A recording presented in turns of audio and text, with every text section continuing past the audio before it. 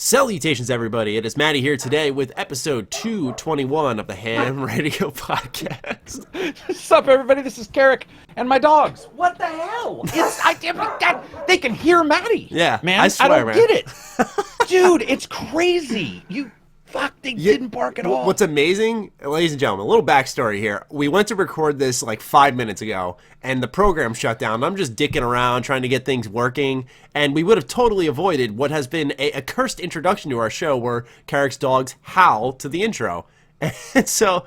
I just don't get it, man. Those 5 minutes were just meant to be. This program was destined to break so that the legacy could continue. Yeah, sorry. I don't think I gotta apologize. Anyway, ladies and gentlemen, welcome to the H.A.M Radio Podcast. We hope you enjoy your stay. If you're new here, just a quick little run-up of what we do here. Go through the hottest gaming news every single week. And we just pick out the highlights. We do more extensive discussions. If you're interested in this show, you want to get early access, just a handful of days, you can sign up on our Patreon for $1. It'll be linked in the description down below. We call it flicking a buck here. That's our little term. But also, maybe you don't want to support me, whatever, that's fine. You're here for Karak. Karak's Patreon is in the link in the description down below, or in the description down below, rather. You can go ahead and check him out, support him that way. Demonetization has hit him quite hard as of late, so... be sure to flick our men some money. Keep him on the air. Because certainly I can't pay him. Yeah, exactly. Because Matty and I don't pay each other for being on podcasts. Be too much. You know, there are some podcast co-hosts who get paid, like they're popular shows, and they get paid to be a co-host. And I just find that kind of crazy. Not in a bad way. I wouldn't but I mean, I don't hold anything against them, but right. I would rather... I don't know what the term is. I would rather not have a financial commitment, if that makes sense. No, I agree. It's strange because I've learned as I've listened to more like how lucrative the podcast business is. But I personally sit here and I'm like, I make nothing off the podcast. Maybe that's actually an understatement because I think a lot of people sign up on the Patreon because of the podcast. Most of our patrons are at the $1 or $3 tier. Which and is if you good. get your ass on Anchor and or iTunes and Spotify, I know I'm procrastinating. Dude, I know. I'm telling you, they will make more on Spotify or Anchor with a minute number of views than they ever will on YouTube. It's ridiculous. Yeah, I know. I need to get out of my own way with that. It's because like I've been doing some, we'll say, networking on LinkedIn for my project. So it's like whenever I realize like, hey, I'm not editing. I can have time to work, and it's all technically, I put this in quotes, free time. Like, what can I do? That's where my head goes to. I'm like, okay, we're gonna keep chipping away here. And so, that makes sense. I got to rewire once it gets out of the, once you get it done, it'll be. That's what I was saying. I made a Patreon exclusive video, and I was kind of saying like, I'm done with putting out updates of like how far along we are. Like, it's pretty much done. I just need to do a video project that'll take maybe a month or so, and from there we can finally announce the thing. But I'm kind of done just like providing those incremental updates, and because like once it is out there, everything's gonna return to normal in the terms of my scheduling, which is gonna be nice. Anyway, one thing we're doing different this week that we announced last week, we've been trying to always collect your Patreon questions, but we want to make sure the patrons are involved with the show as we go along rather than just being reserved to the end. So what I've been doing now is if you are a patron, you are a part of the Discord, which, by the way, if you have yet to get an invite for the Discord, all you have to do is message me. We've had actually 15 new patrons this last week, which is awesome to see. And everyone was just like, hey, Matty, for some reason it's not integrating me to the Discord. So I've been just flicking out invites left, right. So if you guys are a part of the Patreon, you have yet to join our fantastic Discord, just shoot me a message. But anyway, we have a section there called Podcast Questions where you can go there and ask questions that we'll read during the show, sort of like a mailbag. But what we're doing is getting you involved during the show. So we have questions written down that we're going to implement as we go along. So that'll be good to have you guys involved with us along the way. Keep us from not just, I guess, keeping the conversation between us two, but also considering other perspectives. So with all of that said, let's get into it, starting off with a really surprising out-of-the-blue trademarking. Karak, we're talking about Mafia. So, yes, indeed. Following information comes from PC Gamer. We're going to be reading from a lot of websites with this episode because there's a lot of data that needs to be accounted for. It looks like Take-Two Interactive is getting back into the crime game. The publisher applied for a trio of trademarks last month, all relating to the Mafia series, hinting at the possibility of remasters. The first two applications are for Mafia and Mafia 2, complete with their respective logos. They released in 2002 and 2011, but Take-Two applied for trademarks again on August 2nd. Trademarks have to be renewed, but only every 10 years, suggesting this is something different. A third application is also for Mafia, though without the stylized logo of the original. At first I wondered if it was a sequel, sans numeral, but it has a first use date that's the same as the first game. Presumably, it's simply trademarking the word as well as the stylized version. A new game seems less likely than some remasters then. Mafia 3 took the series in an interesting direction briefly, but devolved into simple repetitive missions, and I'm sorry, this is just their opinion there. God. Let's see here.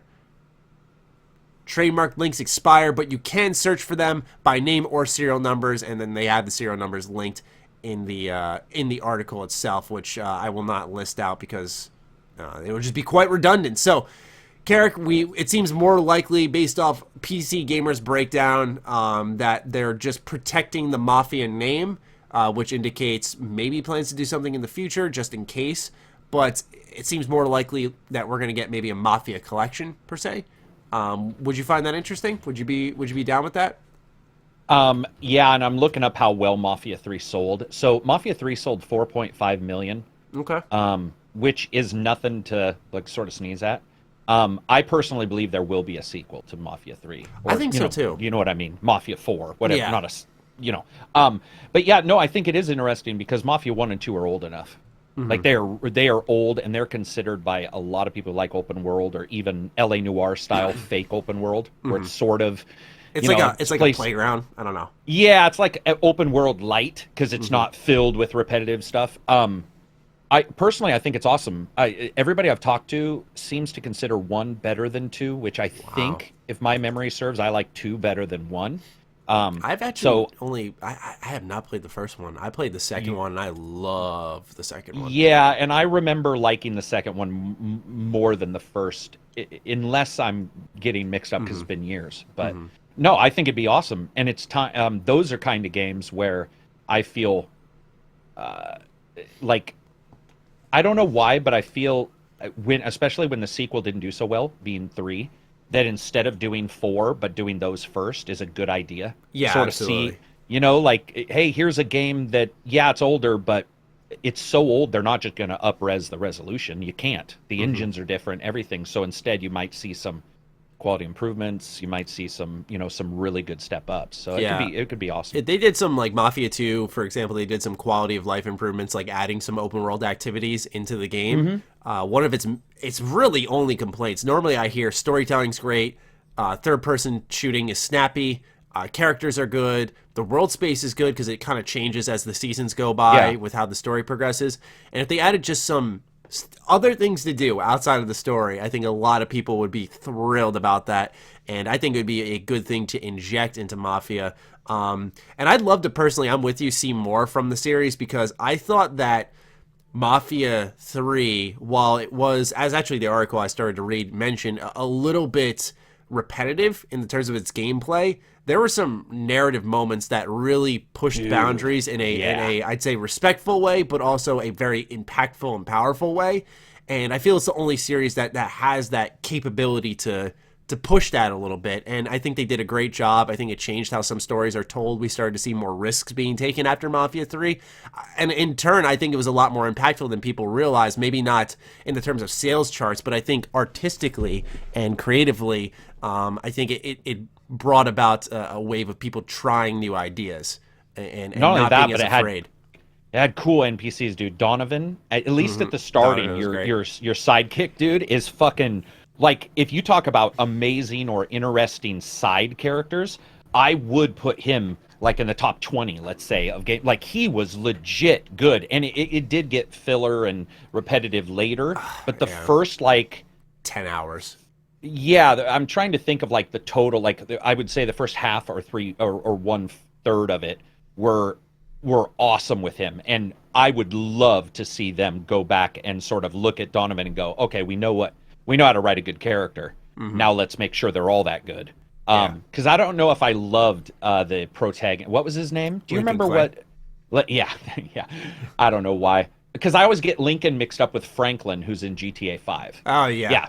You know what I mean? Because Yeah. they're just the Lin at the end. But yeah, man, it's I'm stoked for it. I would agree with you that they could put some side. It wouldn't even have to be crazy side stuff. It could be like, I mean, it could be something. I don't want to say collect cars because it's a wrong time. I think they frame. have All the that cars in Mafia suck. 2. You could They do collect in Mafia cars and bring 2. it to the scrapyard for money. They were just all like Model Ts and shit. So it's like you're just like, oh, this is a 5-mile-an-hour car. This is a 6-mile-an-hour car. It's one of those games that has room for expansion, and Yeah. it wouldn't feel forced. At least it's a good idea on paper. I think it would help the game a lot if they said leave everything as is and just include some additional hideouts to clear out, maybe some side quests to undertake. Nothing crazy. You don't got to go, I think, above and beyond because the game itself is very good already. It's just, add some meaningful stuff in the right way. Maybe because a lot of times in Agreed. like GTA, you'd have character-specific missions. I'd love that type of stuff, like maybe some more with Vito's family. I think that would be kind of cool to bring that to life a little bit more. Because what happened is at the end of Mafia 2, no spoilers, but it ends on a cliffhanger, and it's really not concluded until a side mission line in Mafia 3, which was sort of, it was cool if you were a fan, but it was sort of strange how they handled that. I thought that was immediately something that would be addressed because that was a big talking point for Mafia 3. So I just personally think maybe a little more conclusive towards the end because I think cliffhangers. This was during a time where Take-Two/2K was in an interesting realm where they were experimenting, and you had games like Mafia 2 ended on a cliffhanger. You had The Darkness 2, another fantastic game, ended on a cliffhanger. They were experimenting quite a bit during this time, and I think the cliffhanger sort of left it open as a are they going to dig this enough for another entry sort of thing. And obviously the industry changed where now we want more conclusive stories from start to finish, which should have always been the case. And the way of finding out engaging interest has sort of been reserved for remasters, re-releases, that type of stuff.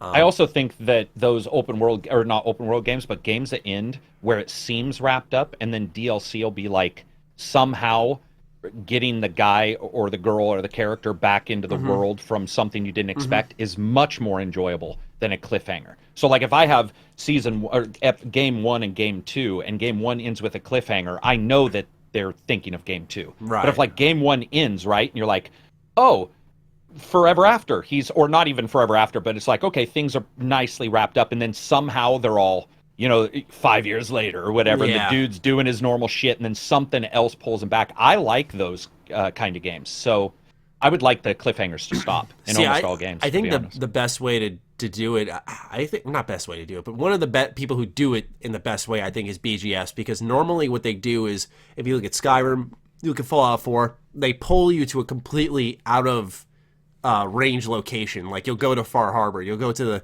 Shivering Isles, you'll do the Dawn Guard thing, which is completely separate from the game map, so it kind of isolates the problem. It's like, oh, now I get why during all my hundreds of hours here I didn't hear about this issue occurring. And so I think personally they could do something like that. That would be awesome. I think there's potential here. I imagine they're just going to re-release it, but I hope to see more from this franchise, and I think re-releasing these two would be great because I've replayed Mafia 2 quite a bit, at least I'd say 4 times. That is a really fun game.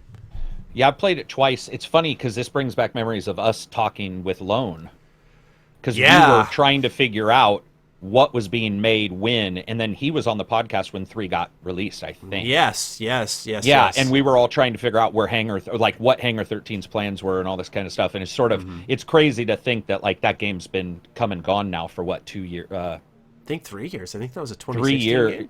Yeah, and I got to admit, man, when it came out, I in particular, I bitched about the tech stuff, and they fixed not all of it, but a good deal. And I went back and revisited Mafia 3, and I was like, this isn't so bad. I mean, the filler stuff at the, when you do, it's like, I'm gonna tap the telephone. You're like, for fucking Christ, for the 80th time. But dude, I think it's much better. It goes to show that tech issues can hurt everything, because it was hard to grasp, because there was all these other issues. It's how I feel about Borderlands 3. As time has gone on, my tech issues have eased up, so I've enjoyed it more, but I'll still never forget these first 20 hours that have just been so like up, down, up, down, up, down, and it emphasizes other problems in the game after that. So yeah, absolutely, man. Also bravo on the I was going to say this at the start. I don't think we covered what we were going to be doing in a couple weeks, but I was going to tell you good job on the mold video. I thought that was hilarious. I don't know why it bumped into that, but I wanted to get it out. I was laughing at the camera cuts and everything. I thought that was actually really well done. Very big step up in like your I don't know what the term would be, but like your production would be too boisterous to say. Production's boisterous, but like when you went into your closet, like that's those kind of things I crack. Like they're so dumb. No, it is. That's the point. Yeah, that legit had me actually laughing because I was just like, "What's he doing?" And then you're like, "Oh, it's not that. It's this helmet in here." And I just, really well done on that video. I just want to make sure you knew. Yeah. I was trying to be facetious. A lot of people thought I was like actually seriously like putting on the gas mask to like protect myself. I'm like, guys, this is a fucking mask for woodworking. That's what it was. With their old pink, little pink fucking doilies on this, or what? They're the filters. But yeah, that shit was. I thought that was funny. Yeah, but it actually turned out that story was like extremely exaggerated. I don't know if you saw the follow up, but it turned out like because they were saying like 20,000 helmets got shipped back. I was like, wow, that's big, because like the recall site itself said 20,000 units, and then I went I saw a post on Reddit. And they were like, yeah, actually, the people who made the helmets confirmed only 36 people bought it. I was like, that is a lost investment right there. That is a sunk cost, as we like to call it. That is sunk, yeah. Imagine producing 20,000 fucking helmets and 36 people buy it. Somebody's trash fill is filled with nothing but Scorpion helmets for Mortal Kombat and that fucking moldy helmet. All right. Let's move on over to another bit of information on 2K. This time it's Borderlands 3. I apologize. You did have a question from a patron on Mafia. We do. Do we? We did. I checked too. Okay, hold on. I apologize. I didn't scroll all the way down. Nope, I checked. I skimmed while I was talking, and you know what? I saw my own message that I put in there, and I thought that was the cutoff point, but it was right before it. Sorry. So we got Johnny EC, who says, pretty sure you might already discuss this before getting to the Patreon questions, but do you think Mafia 4 continuing where Mafia 2 left off might work? While I somewhat enjoyed Mafia 3, the style wasn't as good as Mafia 2, and he put style in quotes. The style wasn't as good as Mafia 2's, in my opinion. I'd much rather see a return to the New York Italian style. I like this question a lot because I liked 3 because it was shining like a light on a different type of mob, a different type of mafia that I had not known about. And it kind of reminded me of how I feel about the Assassin's Creed games, where I sort of embrace learning that new part of culture that I wasn't aware of. So I'd like to see them continue to crop up different types of mobs, or mafias, if you will, if that's a word. What do you feel about that, though? Do you want them to go back to that Mafia 2 style? No, I think I agree. Like when you look at Justified, the TV show covered the Dixie Mob and stuff like that. Different like mob groups to me are more interesting than going back and sort of plumbing the same groups. I actually would like to see a different mob even than 3. Yeah, like you said, that would be very cool to just see them dive in. I mean, you know, Yakuza covers the Japanese mob. Yes, I like that. Yes, you know, I like that. And that might be like a hands-off section for them because there's a whole series that does that very well. Yeah, right. So it'll be interesting to see where else they could go from there. But I think this is a great question, Johnny. And I personally love that New York Italian style. But here's the other thing is that I feel 2 did that so well. You know, it brought like the familial side in a little bit. You know, Vito really didn't have like this rough upbringing. Like he had a great family. He just kind of fell in with close friends who were in, I guess, the wrong places. And I really liked how that story was delivered, and it's kind of I view it almost as a timeless story, so I feel like any other New York style mafia game is going to be compared to that. Right. And it doesn't mean that they can't do it better, but there's more interesting things. Like I thought in the terms of locales, Mafia 3 was the right choice for what they did because it was so varied in the places they brought you. And it did fuel the gameplay systems, even if they were a little overdone, we'll say. Okay, now we actually move on because we don't have any more questions. This time we're talking about, like I said, another Take-Two franchise. It is Borderlands 3. So, the following information comes from GamesIndustry.biz. The latest Borderlands outing has broken multiple sales records for both the series and the 2K Games publishing label. Take-Two has announced Borderlands 3 sold 50% more copies in its first 5 days than Borderlands 2, which makes it the fastest-selling 2K title to date. Further indicating the shift away from retail, the publisher reports that 70% of all copies sold during that time were digital, the highest percentage downloads have ever taken for a multi-platform title released both physically and digitally by 2K Games. Sell-in for Borderlands 3 reached more than 5 million units in the first 5 days, meaning the franchise has now generated more than $1 billion in net bookings to date. It is only the second 2K franchise to have ever achieved this. It also marks the highest number of pre-order titles for 2K, a highest selling PC title, and has generated more than 14 million hours of content viewed on Twitch, which is more than half of what Borderlands 2 achieved in all 7 years, which that doesn't surprise me as much because Borderlands 2 wasn't in the prime of the streaming age, I think. Yeah, right. All in all, Borderlands 3 has exceeded the publisher's expectations. That's kind of crazy. I mean, I don't know how low they were. I thought this game was going to explode, and it did. With the company noting that, in particular, PC sales of the title through the Epic Games Store have been particularly strong. Developer Gearbox is now expanding its team in order to support the game with new platforms, as well as updates, patches, free add-ons, and various campaign DLCs. Karak, where do we begin unpacking all of this sales information? What caught you off guard most? The fact that it's, despite all the controversies, it's the fastest selling title in 2K history, despite them having sports games, BioShock. Was it the 70% digital? What really caught you off guard here? Did anything catch you off guard, in fact? Dude, it's a 4-player, pretty good looking, like shoot 'em up, made on a really popular IP. I really don't know how you can be. I mean, yeah, maybe the number's a little higher than I thought, but it did seem like it was going to be pretty goddamn high. And the idea of that it being on Epic, we've seen it with so many games where people are like, I will never get blah, blah, blah. And then the very next day you're watching them on Xbox and they're on that game. And the reason why is because once you start looking at something, you're all, I want to be involved in it. All I got to do is download a free program and get it. Then most people do that. So it doesn't really surprise me. 70% does, though. Yes. Actually. Before we get into that, that's where I wanted to direct the conversation, because I actually made a full video about this that I find it fascinating despite so much exposure on multiple issues throughout the entire hype cycle, we'll call it, for Borderlands 3, that it managed to sort of explode out of the gate. You know, we heard about Randy Pitchford, Submato being harassed by Take-Two. We had the Epic Game Store debacle. All these were pretty significant, right? I'd say the top two really just being Submato, because that got really insane coverage and was sort of a step in a direction we haven't really seen from a gaming company in general before, from as far as I can recall. And then obviously the Epic Game Store being what we perceived as something damaging, but is this an outlier, or are the numbers starting to show that it's not as big of a deal as it is? And that one thing that you and I have preached on this show consistently is people like games more than they hate the Epic Store, where once push comes to shove and we get right there, it's like, you know what? I kind of want to play this. Looks fun. Dude, look at World War Z, Plague Tale. There was a bunch of Epic store exclusives, and they've done insane. Well, Focus Home has done insane. Like that company's just done insane. Do you see what happened with Focus Home and the Frogwares? The IPs. Yeah.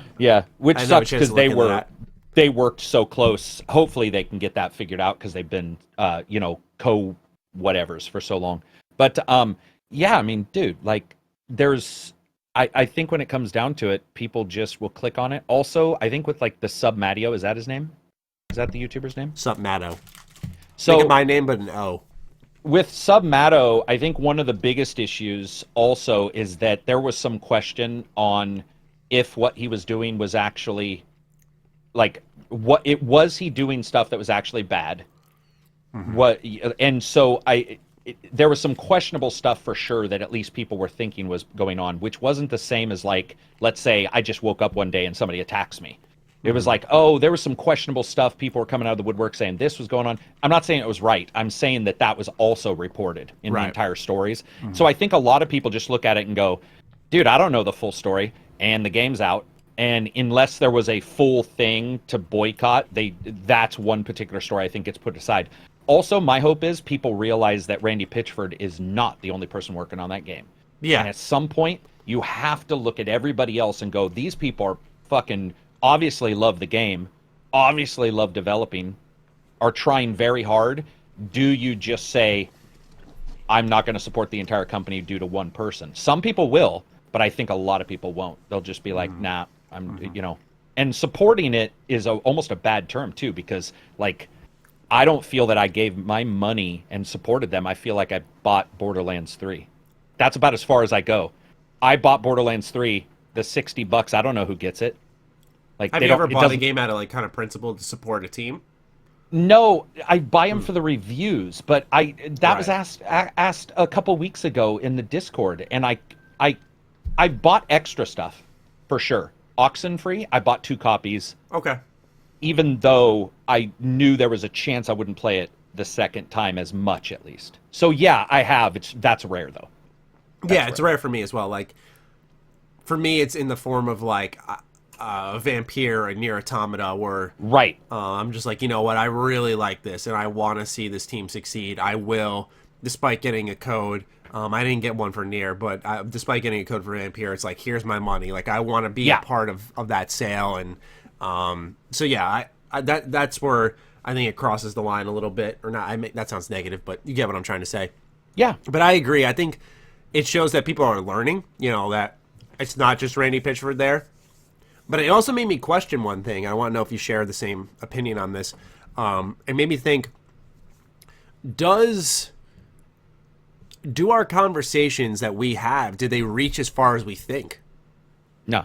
Yeah, I was going to say, I think people are going to start realizing with this this number that obviously I think is a little more exaggerating in the terms of, I don't think this is going to happen every single time, because Borderlands is very popular and people were looking forward to it. But I think people are going to realize that there's so many people outside of that YouTube realm of discussion and games, and that these videos about like loot boxes, monetization, and so on only have so much sway, so much impact, and more importantly, I think, is so much reach. I think that's the issue, is reach. Well, not only that, but like you and I, at least that I know of, I've never seen you do a video prior to a game review, nor even in a game review, and say you should not ever buy this game nor support these guys. You'll say if you like the game, and then that's sort of it. And when it comes down to it, what you're doing and what I do when we say what our score is, usually we're adding context of why we thought so. Some people are going to disagree with us anyway. So the message got to them, but the message didn't have the... Yeah, or they took the message, was like, I get you, but I'm still going to do what... That's like free will. So to me, that's exactly what I want, is I don't... If somebody likes a game I don't like, that's fine, as long as they listened. So I think a lot of people listened, but also you talked about your friend with the NBA on the golf course, and I teach martial arts to kids, and I'm going to tell you right now, man, dude, like, some of them know me, but a lot of them would be like, what do you mean microtransactions? Or what do you mean Randy Pitchford? They'd be like, Borderlands is coming out. And they're also accustomed to sports stars who do some horrendous things. They're also accustomed to movie stars that they like doing horrendous things. And when I say horrendous, I'm not talking about leaving their porn on a USB. I'm talking about like felony assault charges for like superstars, and they still follow them. You know, they may hate them, but they may look at their talent and be like, he's fun to watch, but man, sort of a bastard in real life. Yeah. And that's also free will. Like, to me, I'm like, people okay, are able to separate the creator and the creation, I guess, so to speak. Yeah. Well, dude, I love O.J. Simpson highlight videos. He's a possible murderer, but watch his football videos. And I'm not lying. Like, I watch him and I'm like, damn, that dude was rough. And so I'm looking at him as a football player, and in no way do I ignore that he's a possible murderer. I'm just like, those two are, I can still be really impressed by what he did on the field. Interesting point. So let's shift it over to what you were originally bringing up, which is the 70% copies sold during digital. Now, part of me thinks like, okay, digital is very convenient. I think digital is going to be the future. I don't ignore it. I embrace it. In fact, But part of the reason I embrace it is because I don't know about you, but physical media sucks, not because of the inconvenience, I put this in quotes, inconvenience of going out to a store to get something. I don't care about that. Even when I'm like busting my butt, working a ton, like when I did landscaping and I didn't do YouTube, like I didn't mind going out after working to go to a game store. I, in fact, looked forward to it. Right. But these physical copies are now just empty. You're paying just for a disc. There's no like reverse art. There's no instruction manual, no artwork in there. If there is an art book, it's sold for like $20 more. And I feel like that's part of the diminishing factor. There used to be that value of getting the physical copy because you were getting something that other people weren't having, whether it was cool art, a poster in there, a decked out instruction manual with like, you know, seeing part of it was cool back then, right? Like you'd see like the polygons of all these models that look like shit, but then you'd see an art drawing of what they were designed to look like, what they were thinking of. And I think that sort of helped the games back then. Obviously, digital wasn't near anywhere it is now, so that is a factor. But I just think if that was still a thing, that maybe it would push physical sales a little bit more. And now what you're seeing is like a limited run games sort of filling that void, making a little bit of change here and there on these smaller games. Probably the most notable one I that comes to my mind was like the Jack and Daxter series, where they reproduced that physically, and it came with like a ton of collectibles, and that was really cool. And they're doing that with like an N64 Star Wars game, so we're seeing them do it with these odd titles, but obviously they can only do so much, right? And I just want to get your take on why you feel digital's going up and physical's going down. Also, I think we have a patron question on this. Yes. When it comes to digital, dude, there's also one factor that's crazy to me. I was installing a game on multiple Xboxes, and I tested installing the game on an Xbox and installing it on a PS4 and downloading it on a PS4 Pro and an Xbox S, and the downloads were barely slower than the install. Now, I have good internet, and I know at your office you have good internet. Right. But if you have amazing internet and no cap, you can go onto your app on your phone and go install to this device and literally have it installed to 3 different Xbox. Like if you have multiple Xboxes, whatever. There's a convenience there of just being like, dunk. There's a convenience. It's just preloaded. You don't put the disc in. You don't have to worry about an install. There's little things like that mixed with what you said, which I hadn't thought of. There is less value currently in a physical than there was. That does make sense. There's not the manuals. But here's what's sad to me. The premium versions is sort of what replaced our normal version. And I don't mean a statue, but like a premium version might have a map, which remember old games? Dude, Daggerfall had a big map, fucking Oblivion, and what was the other one? Morrowind. They had these big maps, or they had something in there. And that, in a strange way, they've charged us premium for that. So I think some people go, okay, I can pay $59 to get the disc and that's it, and possibly have to download a huge patch, or I can download it, or I can spend $50 or $79 to get what you and I got 10 years ago for $59. And so I think that physical is going away unless you want to own it. And the problem with owning things now, taking that disc, is that doesn't mean a lot on some systems. PS4 and Xbox both have games where even if you own the disc, if you are not connected online, you can't play it. And so I think some people have just sort of bought off on that and been like, all right, well, if it's already going this way, you know, I don't need another disc cluttering up my stuff, which can also get scratched. I just found out my, what was the game you reviewed, Tekken 7? Yeah. Wasn't it Tekken 7 the last one? Last one, as in the last one you reviewed of the Tekkens. It was 7, yes. Sorry, I thought you meant most recent review. I was like, that was like 2 years ago. Oh no, that was like 2. But what I was saying is my Tekken 7. I just randomly was like, oh, I'll install it, and it had a big scratch, and it wasn't even off the spindle. I don't know how the scratch got on there, but I can't install it, and so I was just like, shit. And now you can once you own it, you can go online and download it anyway. It's got a certificate, but. Yeah, no, it makes sense to me what you said, is that just, a lot of the value's gone. What freaks me out about digital, and it kind of ties into Kopi's question where he said, in regards to the digital sales for Borderlands 3, is this sales figure surprising? Is a 70% digital purchase rate normal? If not, what do you think is the believed cause?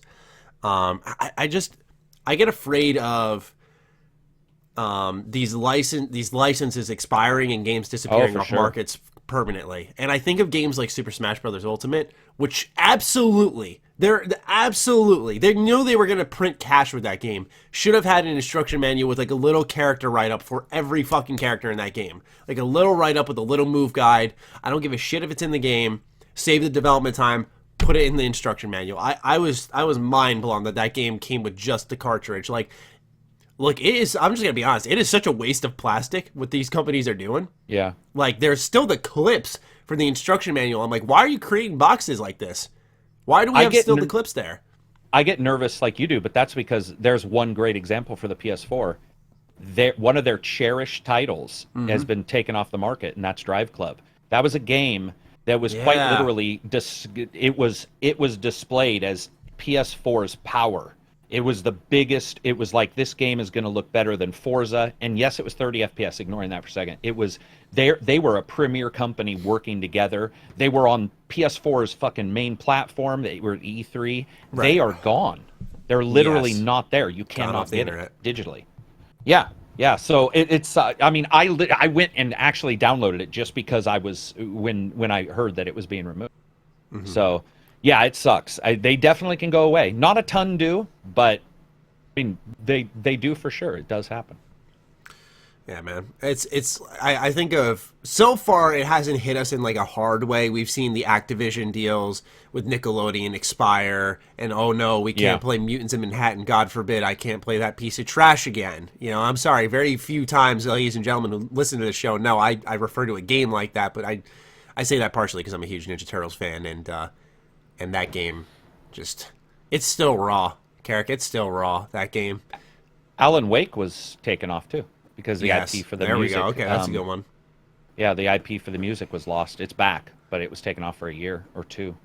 Yeah, and it's just, it's, you know, it's scary, right? Because, like, you know, we're so, you know, that's why I look at these PS2 games and these GameCube games and prior to that, and those, I think those are going to start to become higher in price because you're going to start seeing them just be valued because they are physical with, like, all the media in it. And that's incredibly valuable until they find a way to start just dropping these games on the marketplace online where you can quickly download, we'll say, I'm trying to think of a game that's not available there yet, like NFL Hits or Blitz or whatever it's called, the Midway series. I'd love to see Midway do a collection of all their sports games, by the way. I'm surprised that hasn't happened. Anyway. It'd be a good way to make some cash. No questions left for this part, so we move on over to The Last of Us Part 2. We received a brand new trailer, some gameplay. There are press impressions. I did not bother to read it. I'm sort of on a media blackout for this game because very infrequently does a game come out that I'm very excited for, and I'm like, yeah, I'm not going to make coverage on that. I'll do a review, or I'll try to do a review, of course, but as far as I know, the game's releasing on February 21st, 2020, so very early next year. And the first question, and the only question we have for this topic, is from Crazy Herb. He asks, do you think that The Last of Us Part 2 will be cross-gen out the gate, or will we see it for PS5 later? Well, now that we have the release date, it will be cross-gen out the gate. So it's going to be on the PS4, all PS5, or PS5 will play all PS4 games, so you will have cross-gen out the gate, which is great news. So, Karak, I know you weren't a huge fan of the first Last of Us. What do you think about what you saw for the second? If anything, did you watch anything on it, rather? Yeah, I did. Their earlier trailer I thought was better. This one actually sort of lowered my expectations, which is fine. There's nothing wrong with that. Mm-hmm. But the last trailer they showed I thought was a little bit more impressive than this one. This was just that was the one where they were like, the guy was hanging and getting his and there were people like there was more up close stuff. This was more like world exploration. Like this is what, and it was a lot of Red Dead style. I felt like a lot of the same themes as Red Dead with like you know, traveling around the world, which is cool for sure. But nothing I saw in it like made me go, oh okay, like it's gonna change my opinion of it. I think overall I'm like you, where I'm not really searching it out, but for a different reason. That's I'm just a little cooler on it. A little lack of interest. Actually, that might be extreme. Yeah, Oh, okay. Yeah, no, I think it's a little lack of interest, a little bit more. I get tired of the long rigmarole media roll-ups. You get burned out after a while of going like, are we going to look at one more trailer? Yeah. Are we going to look at, and so I start to look and go, I know what the game is overall. The only game I can't do that is Death Stranding. Still have no clue. Yeah. So, but with like Last of Us, I think we all know what it'll be. So then I sort of pull back and I'm like, okay, let's wait for that review time and then go from there. That's sort of how I feel. Obviously, content-wise, I don't have like a deep interest, but yeah, overall, I just kind of looked at it. I saw the trailer during the State of Play, which was disappointing yet again. But the trailer I liked, and I was like, yeah, it was, wasn't it? I know, right? Like they're like, let's take a look at what Rockstar's up to next. I'm like, oh shit! And then they're like, VR for LA Noire, which I was like, isn't this already a thing? Now it's on PS4. It is on PC and it's awesome. Yeah, but it looks cool. That was crazy to like do it in a State of Play. I don't know. Yeah. It was not what I was expecting. State of Play not off to a good start, but overall, really looking forward to The Last of Us Part 2. I think the idea of synchronizing a PlayStation Plus offering of The Last of Us remastered for free, alongside this trailer and release date, which it was really smart, because I've been saying that I want to replay this game before Part 2 comes out, because I played the first one twice, and I'd like to brush up on it, because ever since I beat it that second time, the year it came out in 2013, I haven't touched it since. So I'd love to hop back in. I kind of re-experienced it a little bit. You remember what you liked so much about it? Because you did say you're really looking forward to this one. What did you like so much about I could name a lot of things. The first thing was I think back then, I really liked how, and it's funny because it's such a story game that the first thing I'm going to mention is gameplay. Back then, it was very uncommon to have like a crafting backpack, real-time crafting, where I put like nails on a stick and I'd have a weapon. But it also tied into how visceral it was. There was real excellent sound design, so like the impacts were felt when you landed something. There was that Naughty Dog attention to detail where like if you hit someone and they bumped into a counter, they'd sort of hump over the counter. The fights felt realistic. If you like punch someone out right next to a broken glass inside a refrigerator, inside like a convenience store, you'd like grab their head and rip their neck across the broken glass. Like it was gross. That game was nasty, and so I think it suited how just awful the world was in that game. Right. But also it was an excellent change of pace because I like Uncharted, but not a lot. So for me to see Naughty Dog, the happy-go-lucky, whoa, just doing like, oh my god, I just destroyed that person, and some really intense story moments. I always say the finale of I don't know if it went by acts or chapters in The Last of Us, but the first act was one of the few moments in games where I've sort of sprung out of my chair with like my hands on my head going like, oh shit, like that was a really intense build up and execution, and then they just kind of skip time after that. For those who are wondering what I'm referencing to, it's where you meet, I think it's the two brothers in like this neighborhood. Really just, I mean, that game had some really impactful moments, and I thought the relationship between Joel and Ellie was great. Which I think a lot of people think was good about that game. The ending was something I wrestled with for a while, but in a positive way. At first I was like, I didn't like that at all. And I was like, wait, that wasn't that bad. Oh, now I see why. Like, what? And you start to like feel it out. Very, very infrequently. It's usually very definitive for me. It's like, I liked it, and this is why. I didn't like it, this is why. It's very black and white. That was one I wrestled with, and for the right reasons. It wasn't controversial. So yeah, there's so many reasons why I like that game, and that's why I'm very excited for the second one, because I think that's when Naughty Dog's at their best, when they're working on stuff like that. I don't think they're at their top of their game with Uncharted. I'm sorry. It just I think they also regardless if it's Uncharted or Last of Us, anything that they really do, they're one of the few companies that can do story with action. A lot of companies can, for example, I love Alan Wake, but I would never say the action is amazing. No. Like the combat is serviceable to good. It's never terrible, but it's never amazing. And yet the story is amazing. And I see that with all these games. Tomb Raider. I'm like, most of the stories in Tomb Raider, I'm like, seriously? I couldn't give a shit. But then Uncharted, knowing that you're not as big of a fan of Uncharted as I am, and I'm only a big fan since 4. Okay. But like they do it well. They do it better than like when you go look at like third person, those kind of I don't know what you call them, shooter action, run around, do a lot of shit. Most can't handle it. And those guys, they seem to know how to dial it in and go, like, it's not going to sway too far one way and make you go, God, I wish they'd shut up. And it's not going to swing too far one way and say, I'm getting numb with the combat. Instead, it's this really good pacing. Right. I think they're very good at that. Yeah, they have a good touch. They have a expert in their craft. And they also announced that they went above and beyond with the confirmation about no multiplayer. I thought it was sort of just a whatever thing. But then they put out a whole tweet saying, because I like the multiplayer in The Last of Us 1, but I was like, okay, they're not going to do it again. Makes sense. Focus on the single player part. Make it bigger. Do all you can to expand that. Focus on that. And maybe do a Cyberpunk approach, release it later.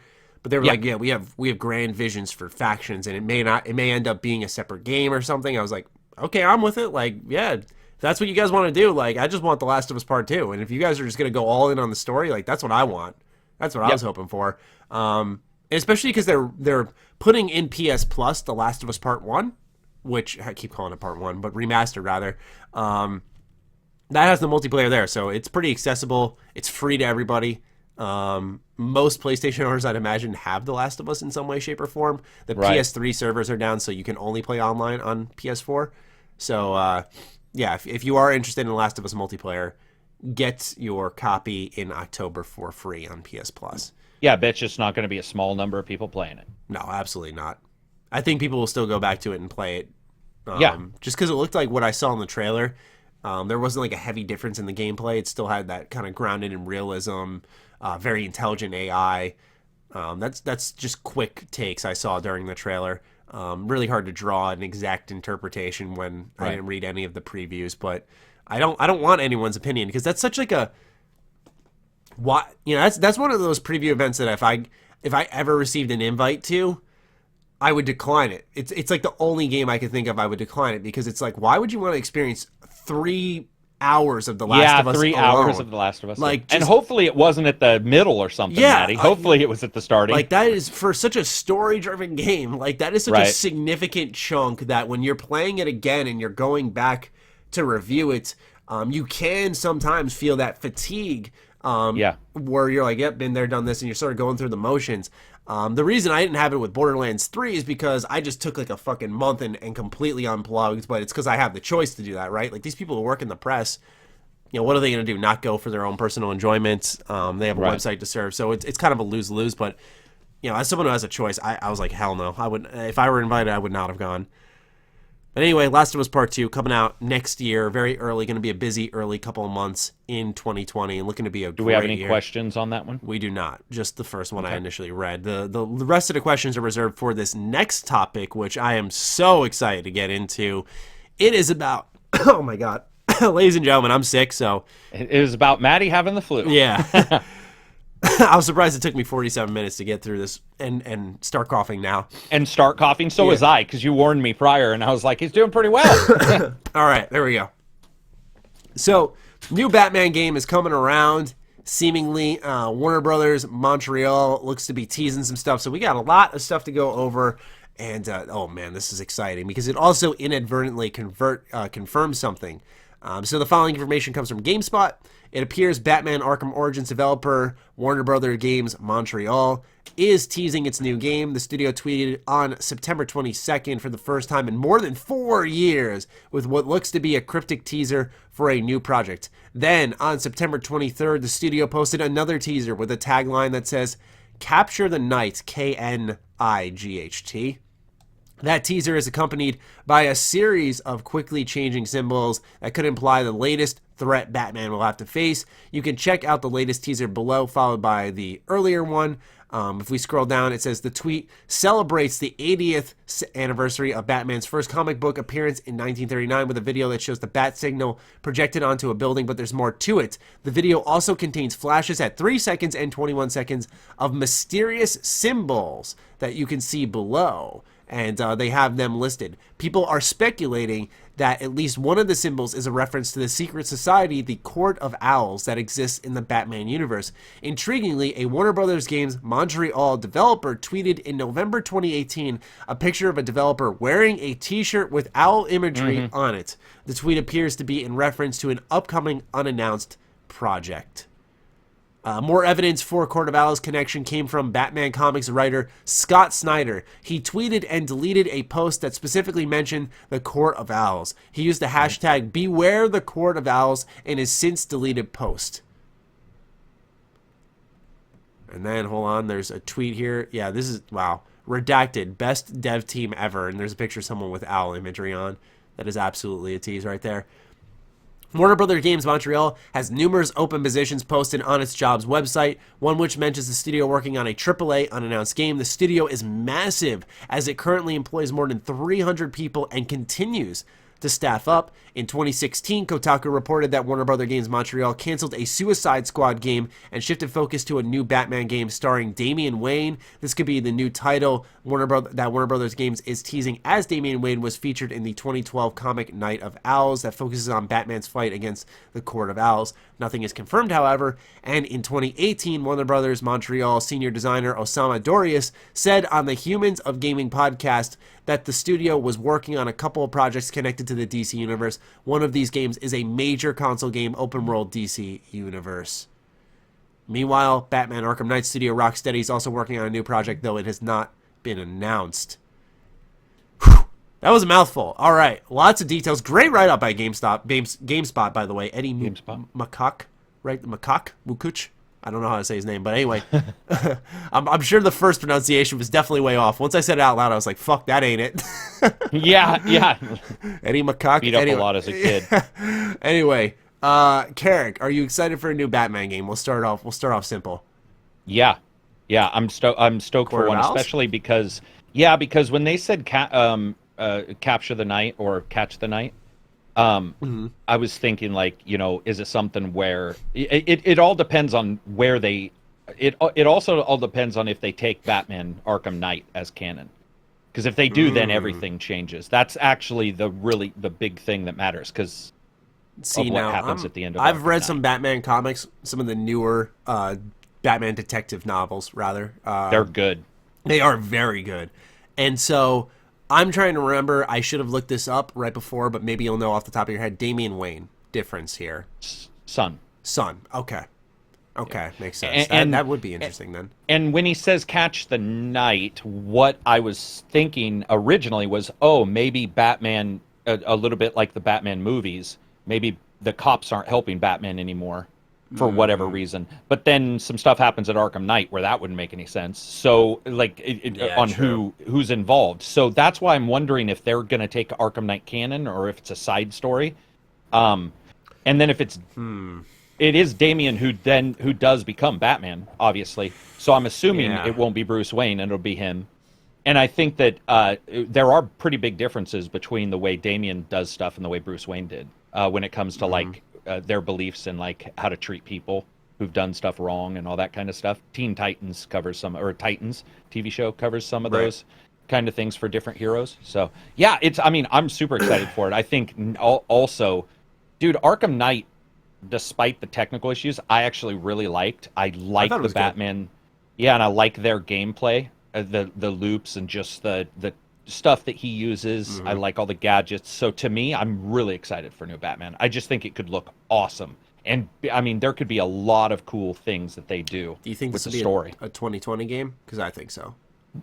Ooh, really? You think this? You mean like I feel like new it's consoles? been long enough. Yeah, I think it's been. Yeah, it has been, because what was the podcast quotes date?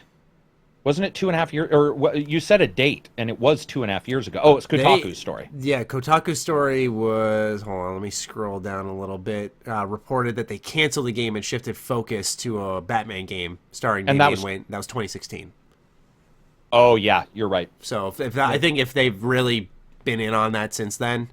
New console. Yeah. That would be pretty crazy to be like, here's the new, Xbox or PS4. Yeah, man. Or 5, sorry. Oh, man. I'm stoked because it's been long enough. And it's kind of crazy because the Batman console series, or gaming series rather, has been so popular. that it's like I'm itching for a new one. What I find most exciting is when I was reading up about the Court of Owls, because I had yet to get to that when I was reading the comics. And it was described, and this is just Wikipedia, by the way, so we can get your interpretation of what I'm going to say first before I deliver some of my speculation on what I think this game is going to be. The Court of Owls is an organized crime group and secret society appearing in American comic books published by DC Comics, commonly in association with the superhero Batman. They have existed secretly since colonial times in Gotham City, which I think is cool, by the way, the idea of colonial times Gotham. The court kidnaps child performers from the circus only to train and transform them into their assassins known as Talons. So, with that being said, before I give my speculation, does that sound like an accurate interpretation of the Court of Owls? One of them, because there's different, comic books, different series, and they're handled slightly different. But yeah, that's the general gist of the Court. Okay. Generally, what I'm thinking, even if this is not going to be the type of villain group, so to speak, in this exact way, it seems like mysterious cult takes people, transforms them into assassins. That's kind of the gist. And so I was thinking, what if this game had something like the Nemesis system in from Shadow of Mordor in this game? I think that would fit really well with the theme, and I think it would be really cool to see a superhero game try that, because Nemesis, number one, they'd have access to the resources, like the exact people who made it, because they are a Warner Brothers game, who did publish the Shadow of Mordor games, but anyway, that was just my speculation. Here's a question for you. What if, and this is just like making something up on the spot, but what if there's a boss, like your first boss in the game, first boss fight, Deathstroke, in which one is he in? Origins? Yeah. So let's say you get in a fight with somebody from the Court of Owls, and maybe it's a boss battle that's in a location, and there's a couple ways you've got your items, whatever items you have at that point. Maybe there's some environmental damages. What if you were to like stun him by throwing him into a transformer, right? And then some story event happens that causes you to not be able to take him to jail or whatever. But then he shows back up with like armor that's anti-electrical. And then you can't use like electric batarangs on him? Yeah. That'd be awesome. It'd be...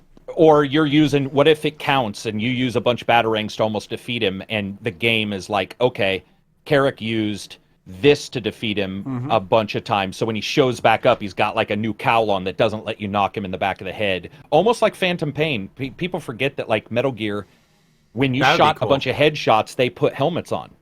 So it's not unheard of to have that. And if you mix what you said with the Nemesis, that would be amazing, because you could create your own bad guy, at least in a minimalistic way. It would be awesome if your bad guy showed up and he had like anti-flame. My bad guy showed up, he was anti, and then you defeat him, hurt him again, he shows up with something else. That'd be awesome. Yeah, that's a good idea. You're right. That would be cool to see that. I'd like that. I think also, though, it won't be one protagonist. As in, you'll play as different Batman, a Justice League kind of thing. Oh. I do have a feeling it'll be probably 3.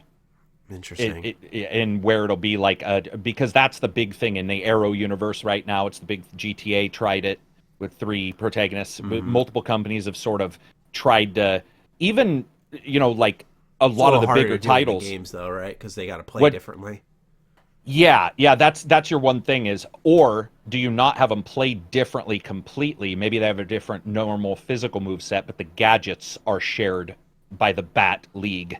So you have, your Robin, your Damian, your Batman, or whatever, and then you like when you upgrade your batarangs, Robin, maybe his look different, but they're still got the same upgrades. But his attack style, because Robin's attack style is way different than Batman's. They don't fight anything alike. And we saw them already trying that with their DLC. They had the Catwoman DLC, where you were Catwoman for 4-6 hours. Yes. It's not unheard of. They've already tested, like, how people would react to different protagonists with different fight styles. Right. So we have some questions on this topic. Grimblade asks, if Warner Brothers Montreal is continuing the Batman Arkham series, does this increase or decrease the chances of Rocksteady branching out of something outside of Batman or even DC? Yes. Yes to decrease or increase? It decrease, right? I mean, I don't know how big they are. I mean, it probably takes everybody. I think they seem like a superhero studio. I don't see them going outside of superhero games. I think they're going to stay in that realm. I think because every time I've heard a rumor with them, it's always been DC related, or Yeah.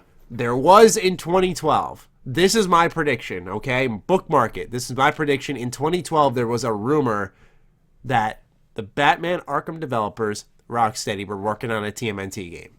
And all I'm saying remember is that. there has not been a that. fucking good TMNT game, really, objectively, ever outside of, I'd say, Turtles in Time. And if there's any studio that would get Turtles right, it would be Rocksteady. And it would be multiple protagonists again. Yes. Which, again, is what I firmly believe they'll probably do. It just feels like that. Spider-Man feels like here's the thing is they have a good experience of making nighttime cities feel alive like they've done in the Batman games. It's never daytime during those games. And the same thing would apply with Ninja Turtles, I believe.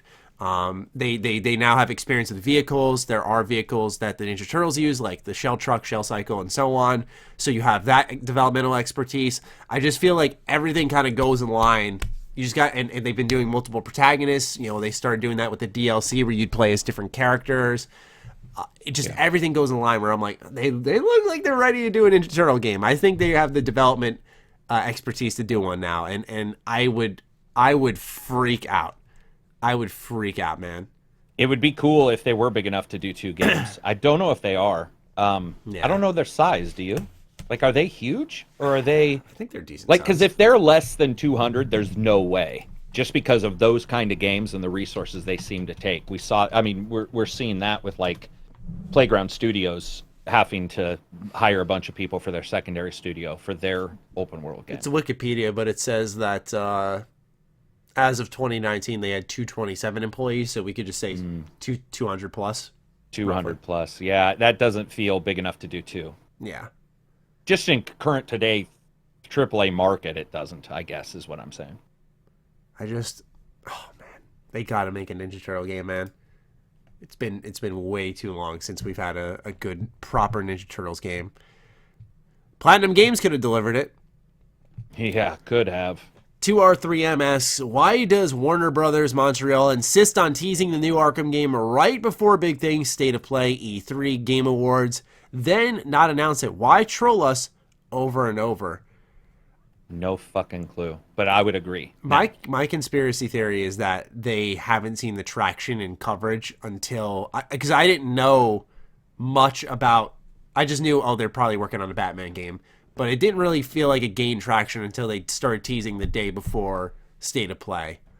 And I believe that they didn't, because they weren't seeing that traction. You mean a piggyback tweet is what they were doing? They were just piggybacking on something popular? Yeah. There was no plan. Get the conversation going, like, State of Play is happening, and maybe Batman's going to be there, and get people anticipating it and talking about it. It frustrates me, though, Matty, because Warner Brothers has always had a deal with Sony. They've always had a deal with Sony. It's always Sony that shows their stuff, and it frustrates me if that's true, because that's like playing dirty pool at that point. Like, that's a bad time. I mean, and then to have an actor, a voice actor, randomly tweet that, because most likely at this point, you would have to say that the tweet that went out probably was on purpose, and then that makes it even dirtier. I hate the idea of it. I'm not saying it's not happening. That idea bothers me. I have a hope. My hope would be that they were planning on showing it, and for whatever reason chose not to during the State of Play. I would rather. Might have been too small. State of Play is really. I would never reveal my game right now on State of Play. Yeah, State of Play is weird. On the other hand, Sony could have a masterpiece. So could Microsoft, because Microsoft did their event the same day. If one of those guys if one of those guys had showed it, do you know what that means? That means every State of Play or every Xbox event would always be watched by 4 times as many people from that point on. Because every for that game. Yep, yeah. And Sony's been like anti E3 for a while. So imagine being like, boom, oh yeah, Batman. State of Play, we do a monthly, but guess what? Here's Batman. People be like, "Holy shit!" Next State of Play, I'm watching. Yeah, because you would never know. There would be the uncertainty, and dude, I don't know. I hope you're wrong. I hope it wasn't I hope it wasn't a PR stunt, because that frustrates me beyond. And the rumors I had heard was that last year they were supposed to show it. So yeah, like. I guess you're right about the 2020, though, because there was a rumor that it was supposed to be last year. Maybe they knew that The Last of Us Part 2 was going to be there, and that was definitely... They had the preview coverage afterwards, so yeah, I don't know. I think Batman's big enough where it can just make its own noise separately, but it's one of those like shit or get off the pot moments where I'm just like, dude, there's never going to be that perfect moment. The more you delay it, you're just going to hurt yourself. So my prediction, like I said, is just that they're waiting. They were waiting for traction to be gained. Because think of it this way. Think of every substantial game leak. Like, think of that Harry Potter game that's apparently being published by Warner Brothers. That had a huge leak, like a full trailer leak, and nothing. Like, Warner Brothers is weird, And I understand not reactionary announcements, smart, but I mean, absolutely nothing. And no leaks in the way that we would expect them, which is like, there's nobody in the know. There's nobody in the know leaking data about it or anything, which is pretty crazy. Yeah, they must have it locked down. That's what I'm saying. Warner Brothers also is pretty crazy with their NDAs. Did you get an NDA for Night? Did you review Night? No. Did you get it? I did for WBM? Mortal Kombat. Yeah. I had to sign like 2 things. So their NDAs are pretty ridiculous on some of their games, and they're very like, you have to follow all the standards. Like they're like Sony, where they like demand you state this. Blah, blah, sign blah. and agree before even like possibly receiving a copy. Yeah. Exactly. That's true. That is true. There are one of the few that says you have to sign the NDA before you even get like data about what you're getting. Like you're the title, but we're giving you nothing until you sign the NDA. So I'm assuming their staff is on that too. Like where it's like, dude, if we find out you're leaking, we're going to come at you financially. Microsoft states that in their NDAs. They're like, Microsoft withholds the right to come, to recoup any like assumed losses due to your leak. Like they're pretty belligerent about it. So, and that's okay. But it's been good. Yeah. They've done well. Yeah, they've locked it down, man. For real. The Harry Potter one's really locked down. Yeah, it's kind of crazy, right? Like how they just really went all in on that. They're like, okay, I feel like ninjas snuck in, Matty, and somebody got killed. Like somebody got found that they were the one who announced it, and we hear about a mysterious death, like a drowning. We don't put the two together. Happens. It's like Gotham. All right. Last topic before we get into the rest of our Patron questions. We're going to be talking about the Epic Game Store. Now, this one's interesting, not from like, oh, we got another exclusivity deal. We always talked about how there's big money in these Epic deals. We've said it for months on this show. I've reasoned with people when an Epic Games deal happens that I said, look, these are businesses and money talks. And right now, people are getting paid big money to be on this store. So we have details on the Control deal. So Control was a game that came out at the end of August, already on sale on PlayStation for $48. By the way, I got it for $16 on Amazon just because it was on sale there for $40, and I used a gift card. Yeah, gift card. So I got it for $15, which is pretty good. But I don't think Remedy's all that concerned because the rumor is they're going to get picked up by PlayStation, and according to Kotaku. The headline reads, Epic paid the makers of Control a $10.5 million advance for exclusivity. $10.5 million. That is insane. And it was $30 million for the development of the game. It's a third. Yeah. I will correct one thing, though, because I saw something going out. 45% goes to Remedy. The rest went to Big Ben. Yep, I was just about to read that. A financial report from Digital Bros via GameDaily.biz. Yeah, I know, right?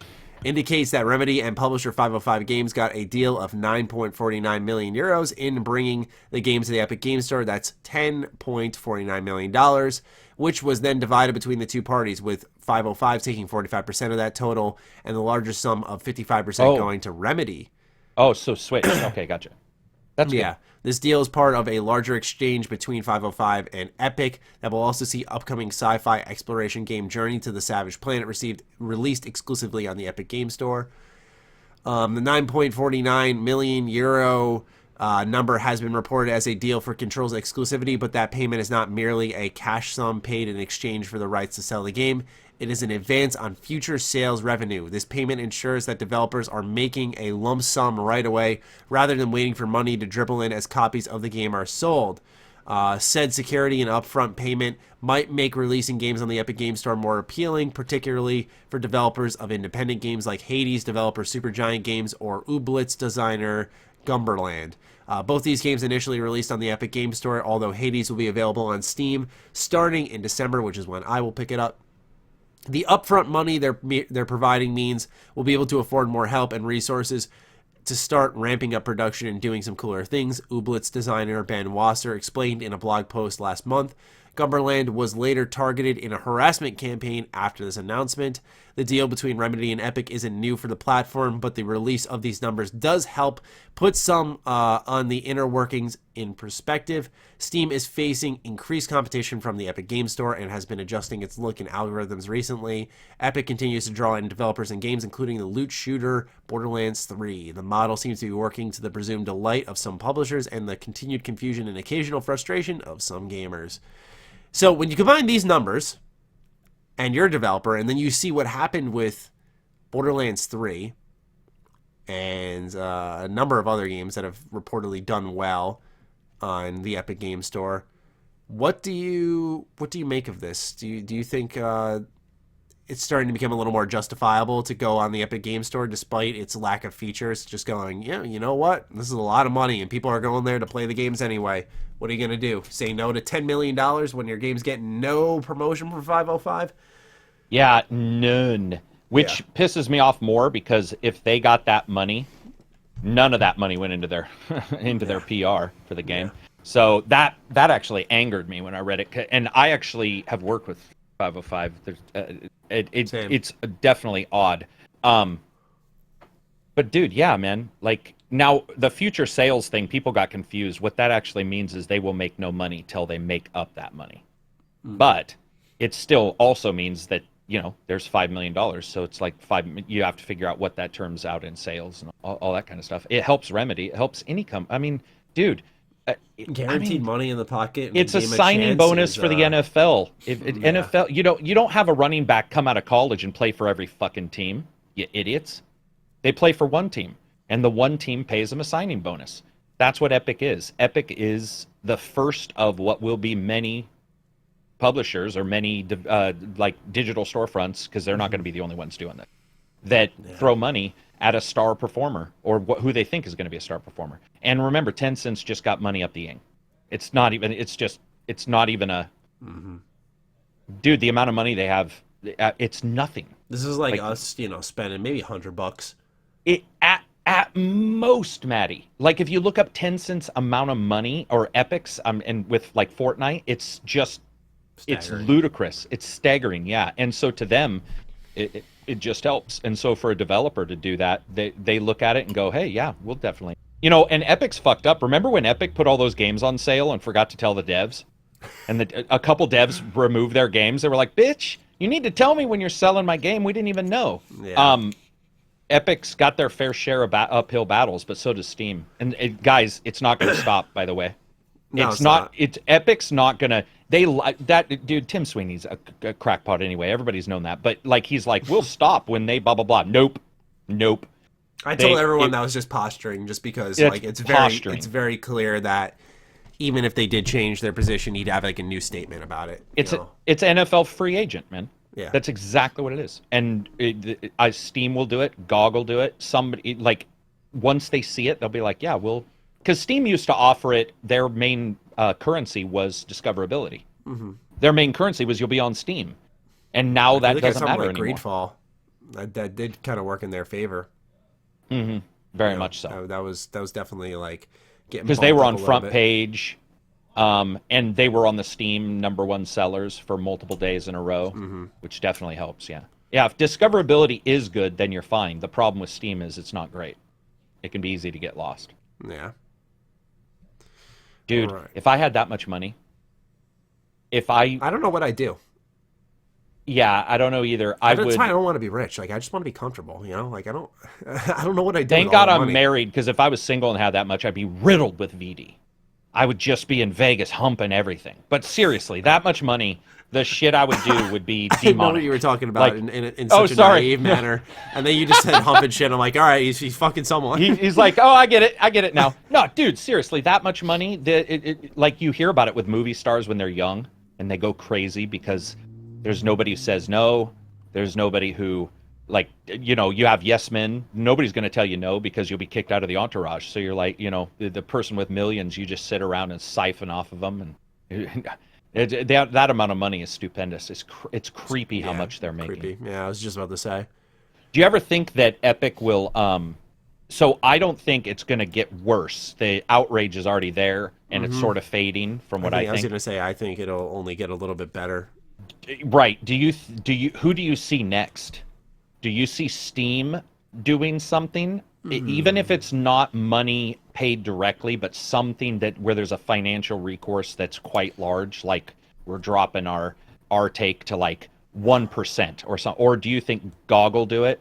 Yeah, see, I think it's not going to be Steam who makes the first move because I don't think think so? Steam's had ample time to respond and do something like this, and they haven't. certainly have the funds to do so, and they have not. So then my thought in turn is someone like GOG would step up and get exclusivity for something, and people would be like, whoa, they're doing that now?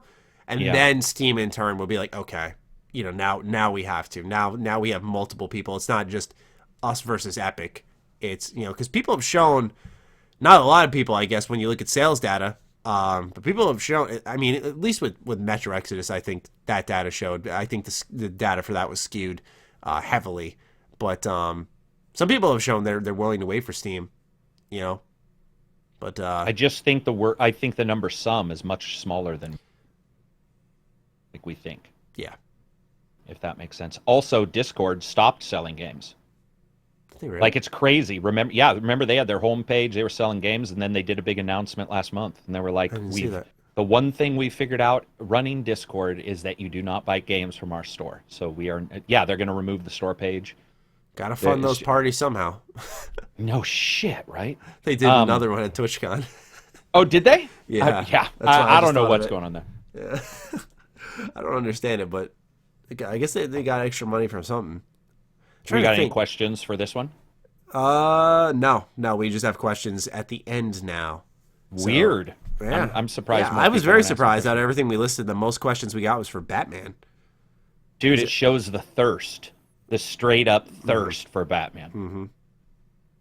I think rightfully so. It's been a long enough time. All right, time for patron questions. Now we just grab all of you who weren't included throughout the show because your questions didn't pertain to the news topics, and we answer them here. So we'll start off with JPat93. You're going to see a lot of new names actually here, which is awesome. Like I said, we got 15 new patrons this past week or so, which is great because a lot of people have been hopping into Discord and asking questions. JPat asks, any thoughts on the possibility of Red Dead Redemption 2 single-player DLC? And on a scale of 1 to 10, 10 being the highest, what's your excitement/interest level for Cyberpunk? So Rockstar, I saw Legacy Killa put out a tweet. I'll grab it while maybe Karak answers in the meantime, but I'm pretty sure Rockstar sort of stamped that out recently. So the question being, do we think there'll be single-player? Is that just the... Yes, hold on, here it is. Disappointing Red Dead Redemption 2 news. Here, I'll read the tweet from Legacy. If you're hoping for single-player DLC, however, you might be disappointed. Rockstar is currently focused on expanding Red Dead Online content with the huge single-player that already exists in the main story. Content with the huge single-player that already exists in the main story of Red Dead Redemption 2. We've said it before, but we love single-player games, and Red Dead Redemption 2's absolutely massive story and equally massive epilogue are hopefully evidence of that. Hamad explains, the team's ambitions for Red Dead Redemption 2 are sky high in every way, and when we are building worlds of that scale, the single-player experience almost always leads the way. Our ambitions for our online games are just as high, and with Red Dead Online, we are continuing to build and expand to match the world we created for Red Dead Redemption 2's story, not just with the roles, but other activities, random events, characters to meet, new ways to engage with the world, and further inhabit your character, as well as improve the overall experience. It's not something Rockstar would rule out entirely, however, and the same goes for zombies, which some players have seemingly been finding hints about in the past few weeks. highlighted in quotes. It's not something that we're focused on right now, Hamad admits. We've obviously just released Frontier Pursuits, which is the latest update for Red Dead Redemption 2, the online expansion. So our focus is building on top of that and expanding the player's experience in the world at the moment. But we never say never, so we'll have to see where the future goes, which they're not going to do it. And yeah, it's just more about the Undead Nightmare and whatnot. So, I don't think you should expect Red Dead Redemption 2 to have single-player DLC. My reasoning was less of what Rockstar or 2K, or I'm sorry, Take-Two just said, and more so, just look at how much money GTA Online made. They are going to try to do that with Red Dead, and single-player DLC is not going to do that. Single-player DLC will make you money, but GTA Online was printing fucking money and keeping that game in the top 10 selling 5 years after launch. 5 years. 6 years. Sorry. I think it's safe to say that they're going to do online because that's kind of an ongoing thing. People are continuously buying into it. So let's say you and I are texture artists. And right. We'll go with San Francisco. I don't know. It's pretty expensive to live there, but a normal place. So let's say you're getting 80,000, 70,000 a year, whatever.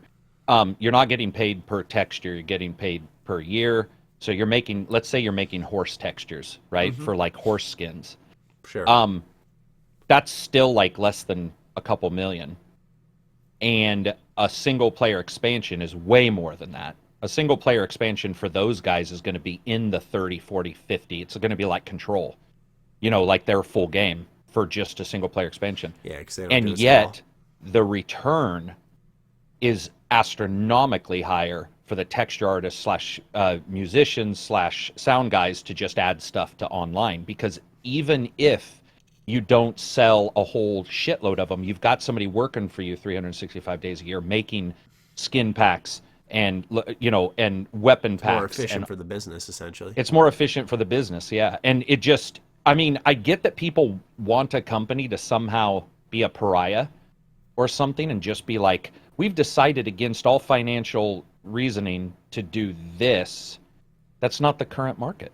It's just not. It's not really the current market. You'll see a little blending of that, with Borderlands 3. You can play those DLC campaigns by yourself, but because multiplayer is sort of built into that experience and in a cooperative way, that type of stuff sort of gets lost in the conversation. They're like, well, here's single-player DLC. It's like, well, kinda. Single-player DLC that's a shooter built on the same systems that doesn't have an ambient world, that can't break. Mm-hmm.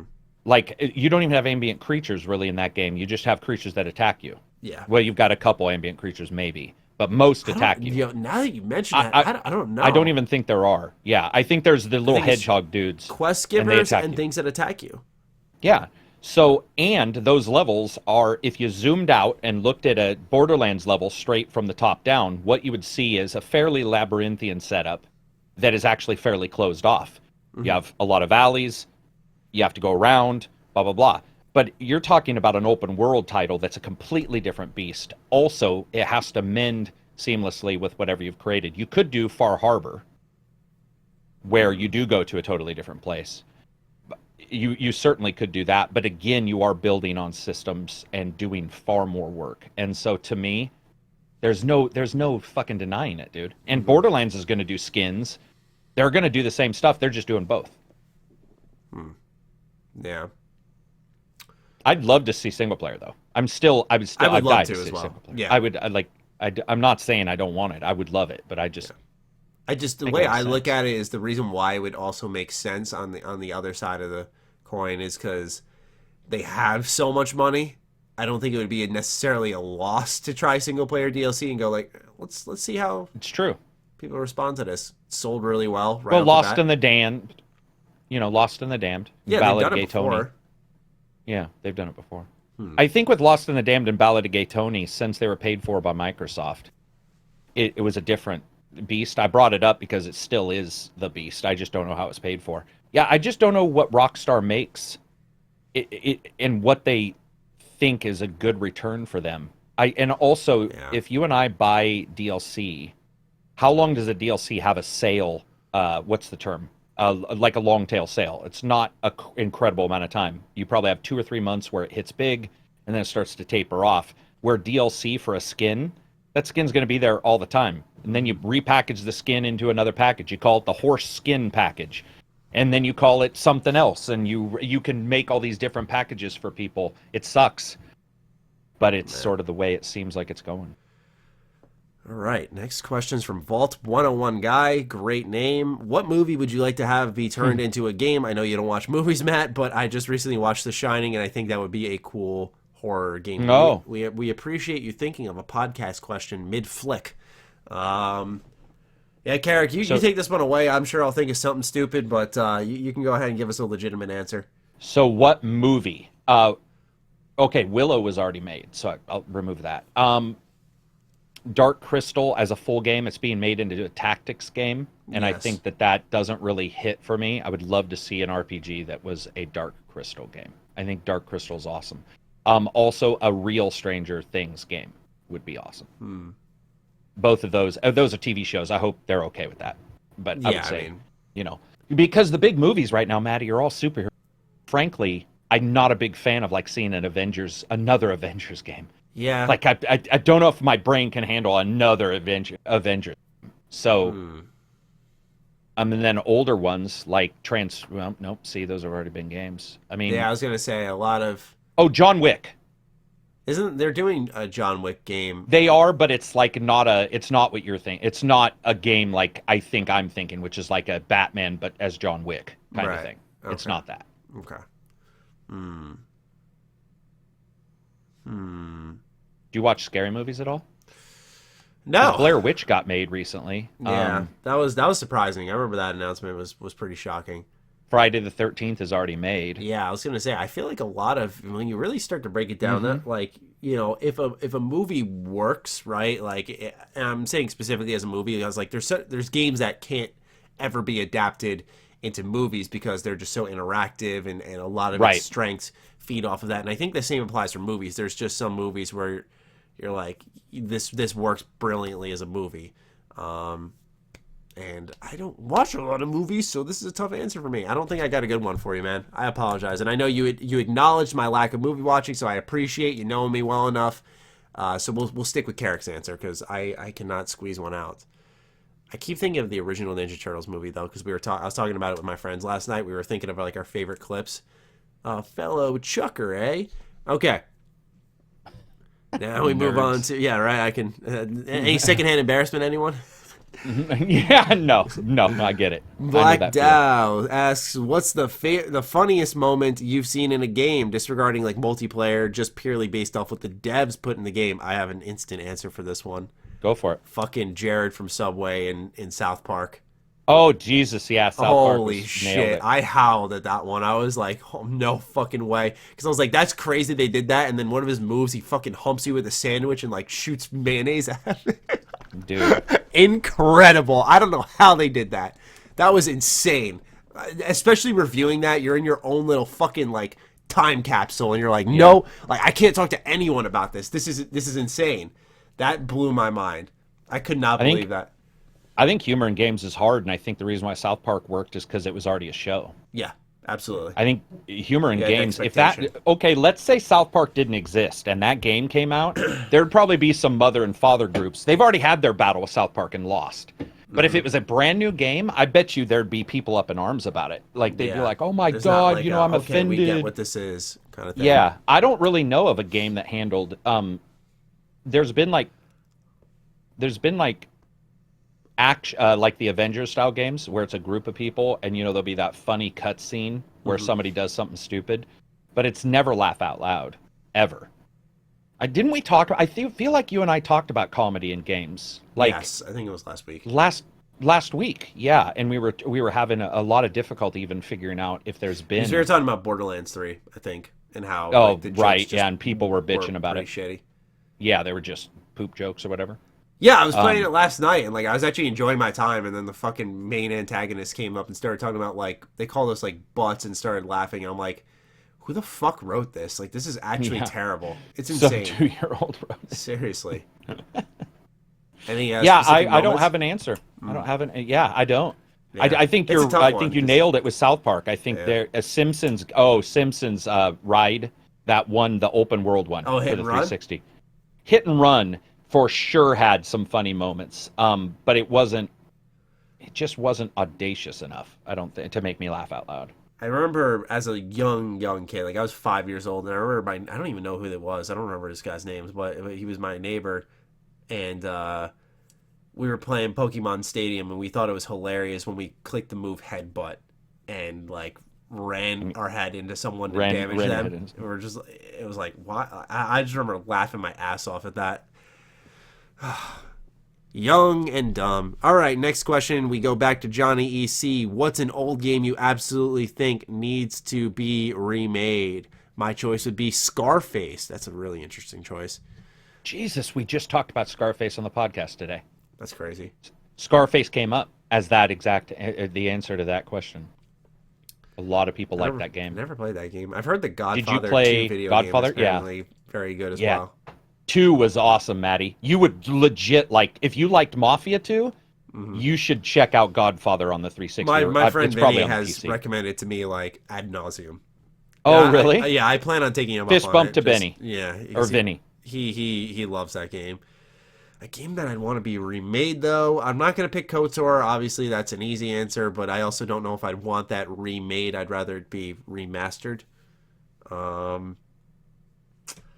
game that I'd like to see remade from the ground up. I'm trying to think of a game. My answer is Advent Rising for sure. Advent Rising. What is that?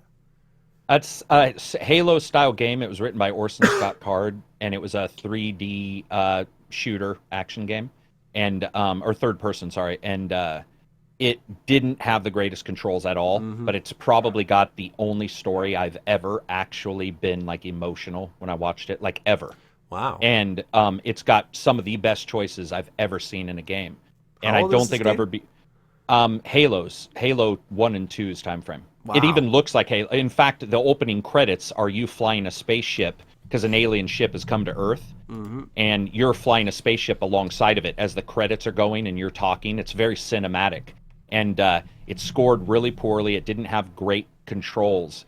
But that story, the first well, remember you said The Last of Us, the starting, we both know what we're talking about, right. The starting of The Last of Us.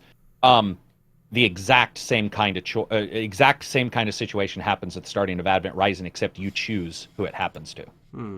And from that point on, the character it's that an original Xbox game. Wow. Yeah, the character that lives is then with you, and you have a different story than if it was the other character. It's crazy. Wow. Like it is crazy how, but it's also written by a crazy person, Orson Scott Card. He's a legit nutball. So I don't think we'll ever see a sequel or a remake. Wow. But I would kill for that. One of the best soundtracks ever made, by the way. $10 on Steam. Yeah, worst control ever, Matty. Don't get it. Really? Oh, dude, it's got a thing called consoles? It's got a thing called flick control. So you know how auto aiming happens in games when you pull the trigger and the HUD pulls over to the enemy, like it sticks to them.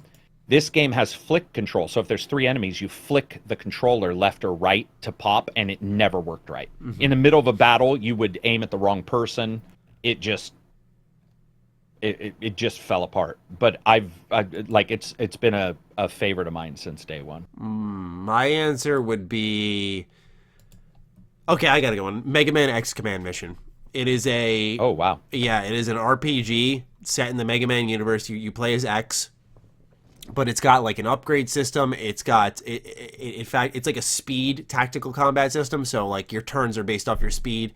And so if you like, for example, have a high speed, you'll go twice before your enemy that you're fighting goes. Really great soundtrack. Cool graphics they're kind of like cel shaded in a sense. I wouldn't really define them as that. And so I think they could age very well. I don't know how I'd really describe it. It's really, really weird. Maybe it is a form of cel shading. But anyway, I like how the combat was interactive. So, for example, with X, you have like a square move, a triangle move, a circle move, and then the actual X button would be your attack.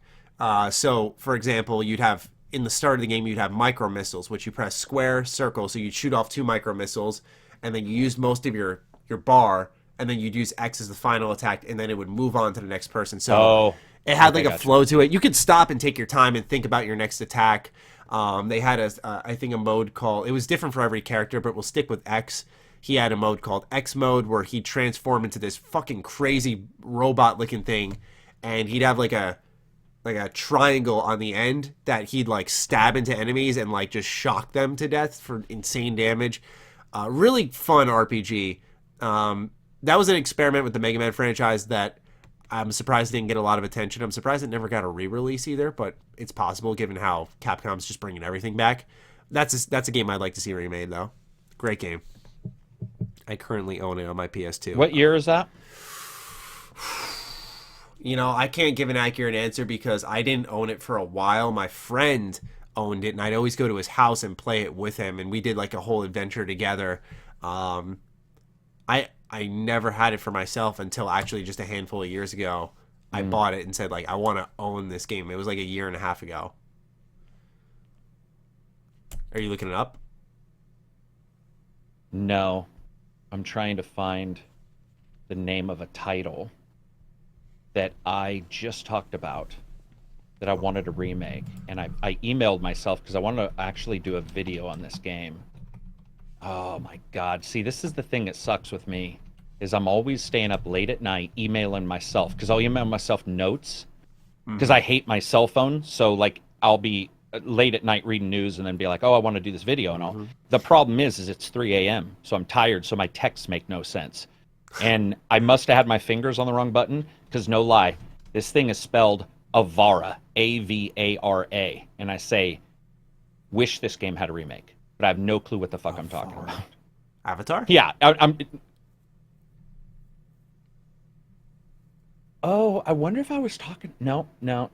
Because I didn't like that Avatar game. I don't know. That's the problem. And it came up. It's funny because late at night, you know how it is. Sometimes you get your best ideas in the weirdest fucking places. So many times, yeah. Oh, dude, yeah. And I actually will, and I'll just be like, email myself, and I'll put a stupid title in, like this, like Would Love Remake, blah, and I fucked it up. But I just emailed myself a couple days on that. Is there any idea if you'd want a Fusion Frenzy remake, or not Fusion Frenzy, the other one that you always talk about, that Xbox game? Oh my fucking lord! What's it called? I keep calling it the wrong. Oh my yes, god! thank you. That would work so well. So wouldn't nowadays. Yeah, because Arena League's popular. Holy so you could do something like that. Shit! I thought that was going to be your answer. I keep calling it Fusion Frenzy, which is the other one. Yeah, Fusion Frenzy's great, but yeah, it's great. I'd say Death Row. Oh my god, that game is so good. That's a game. I think that might be outside of Oddworld and Lunches Odyssey. That might be the longest time I've owned a fucking game. I've had my same copy of Death Row my whole life. That game is so good. Oh my god. All right. Empty and Made asks us, do you think we are heading towards a future where essentially all games will be sold through subscription services, i.e. Game Pass, but like a different one for different developers and consoles? I think when you start to see game prices eventually go up, you're going to see more subscription services up with that to sort of cut the cost down. Do I want to spend $70, $80 now?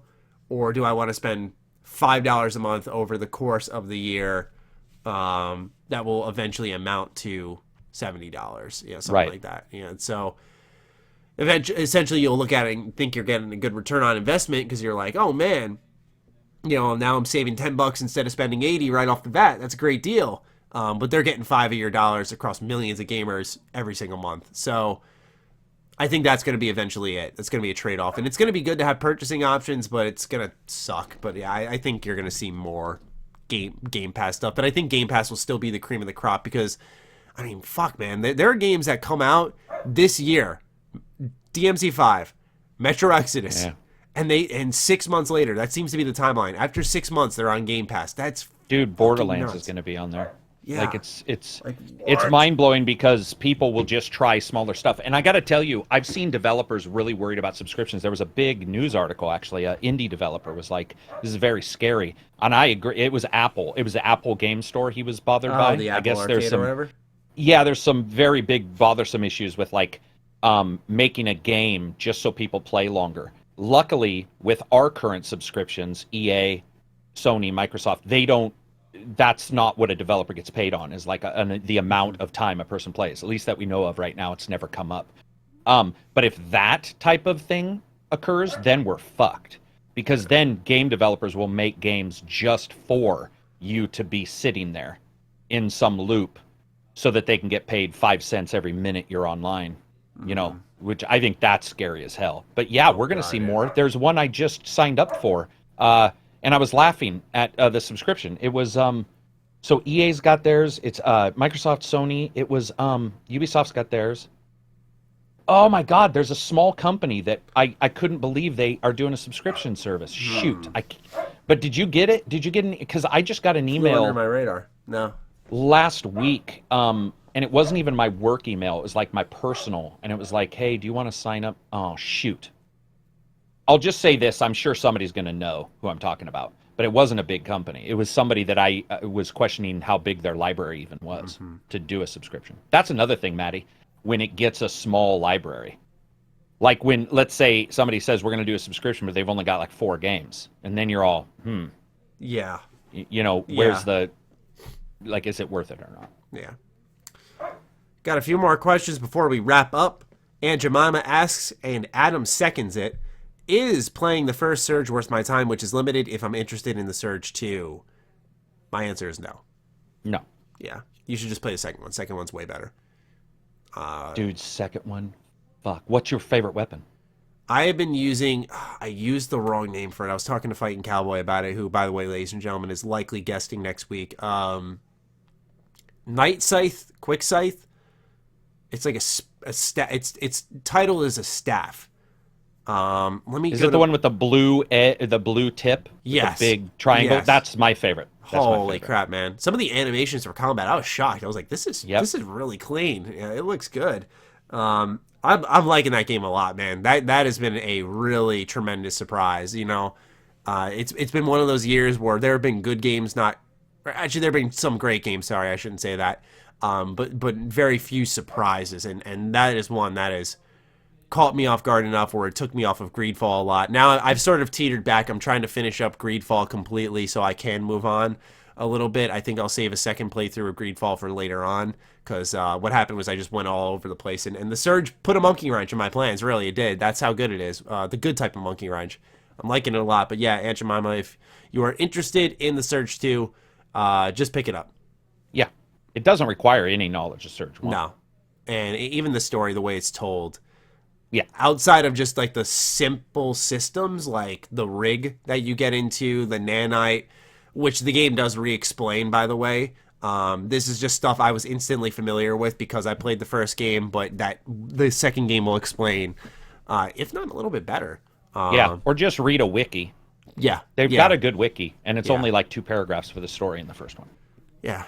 Man, I like that game a lot. Well, I like it because, dude, you and I like the same weapon, but I just asked in a different forum. They said, "Oh, this is I found my favorite weapon." I said, "Oh, it must be the staff, the blue one, and or whatever we want to call. I can't remember the weapon type." And they said, "No, it's like I can't remember. It was like a 2-hander." And then somebody below them was like, "Oh, you like that? I like this." And like almost no one chose the same favorite weapon, and that's when I was all. That to me indicates a depth. And especially, you know, when you switch weapon types, it changes it's not like a sword. Even different some combos. Of my favorite games, like Neo. I love Neo, but even with the Kirosagama and the Samurai Sword, if I switched weapons, it wasn't a huge difference in how they attacked. Yeah, maybe just range. Maybe just range, but man, in Surge, you can go from doing a tremendous amount of damage to one guy or just... hitting everybody to up your battery power, to heal yourself with the staff, and you're just spinning it around your body, and people are and different impact rates for different weapons. And honestly, that's the funny part is, it wasn't until I was about 8 hours in that I realized, oh crap, I can switch weapons. I was using one weapon the whole time. Yeah, I was using one weapon the whole time. And I was getting through it just fine. You know, it's not like the game was not built for you to just use one weapon. Yeah, right. But, holy crap, if I had a weapon that just did heavy damage, I was like, how can you get around with this? Like, enemies are so quick, but then some are slow. And then I realized, oh, you could switch mid-combat. Like, oh, man. That game is fantastic. I have every weapon favorited, by the way. I just went in and favored it so that on the digital pad, you just press up.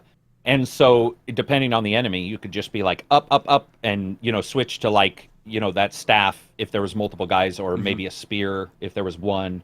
Oh, there's so many cool skins for the weapons. Yeah, I was Weapons surprised. dripping nanite power. Yeah. Yeah. The game was very surprising, and once you get to Gideon's Rock, it's like a whole new world. You're like, what the like, holy shit, man! Like this like Jurassic World, almost futuristic element. It's really cool. Such a great game. Highly recommend it. I'll have more thoughts on that as I progress with it. I know you reviewed it. I did impressions, and presumably next week, Fighting Cowboy's coming on, like I said, because we noted that number one, Fighting Cowboy, kind of like the Souls-like dude. So with Code Vein, with Sekiro this year, we also have The Surge 2. Blasphemous came out. We thought we'd just have, at one point in that show, a huge discussion about all those games. And so for me, The Surge 2 was the only one that was interesting. I've watched a little bit on Blasphemous, and I know some viewers and patrons were interested in that. But we'll have a nice big chat about that, hopefully. All right, Paul asks us, what is the first video game you ever played, and how did you get it? For me, it was Sonic Advance on the Game Boy SP, and was gifted to me by my sister after I busted the bridge of my nose on a bathroom counter. Aw, that's kind of cute. All right, Paul, I like this question. I like the questions that include stories. We like to hear from you guys in a creative and crafty manner. So, Karak, first game, and how'd you get it? Pong. Pong. You old and it was, man. Yeah, and it was just all on the thing. Like, it was, the console was the game. They didn't have cartridges.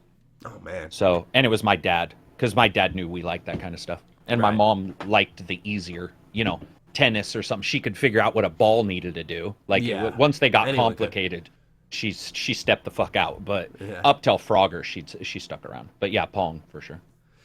For me, first video game was Pokemon Blue or Link's Awakening. I was trying to remember which, and I can't say for sure. I just remember with Pokemon, what happened was my brother got a Game Boy Advance, or Game Boy Color, and I did not have one. We were outside playing in my backyard. I found a purple Game Boy Color. I was so ecstatic to finally have my own. It had Pokemon in it.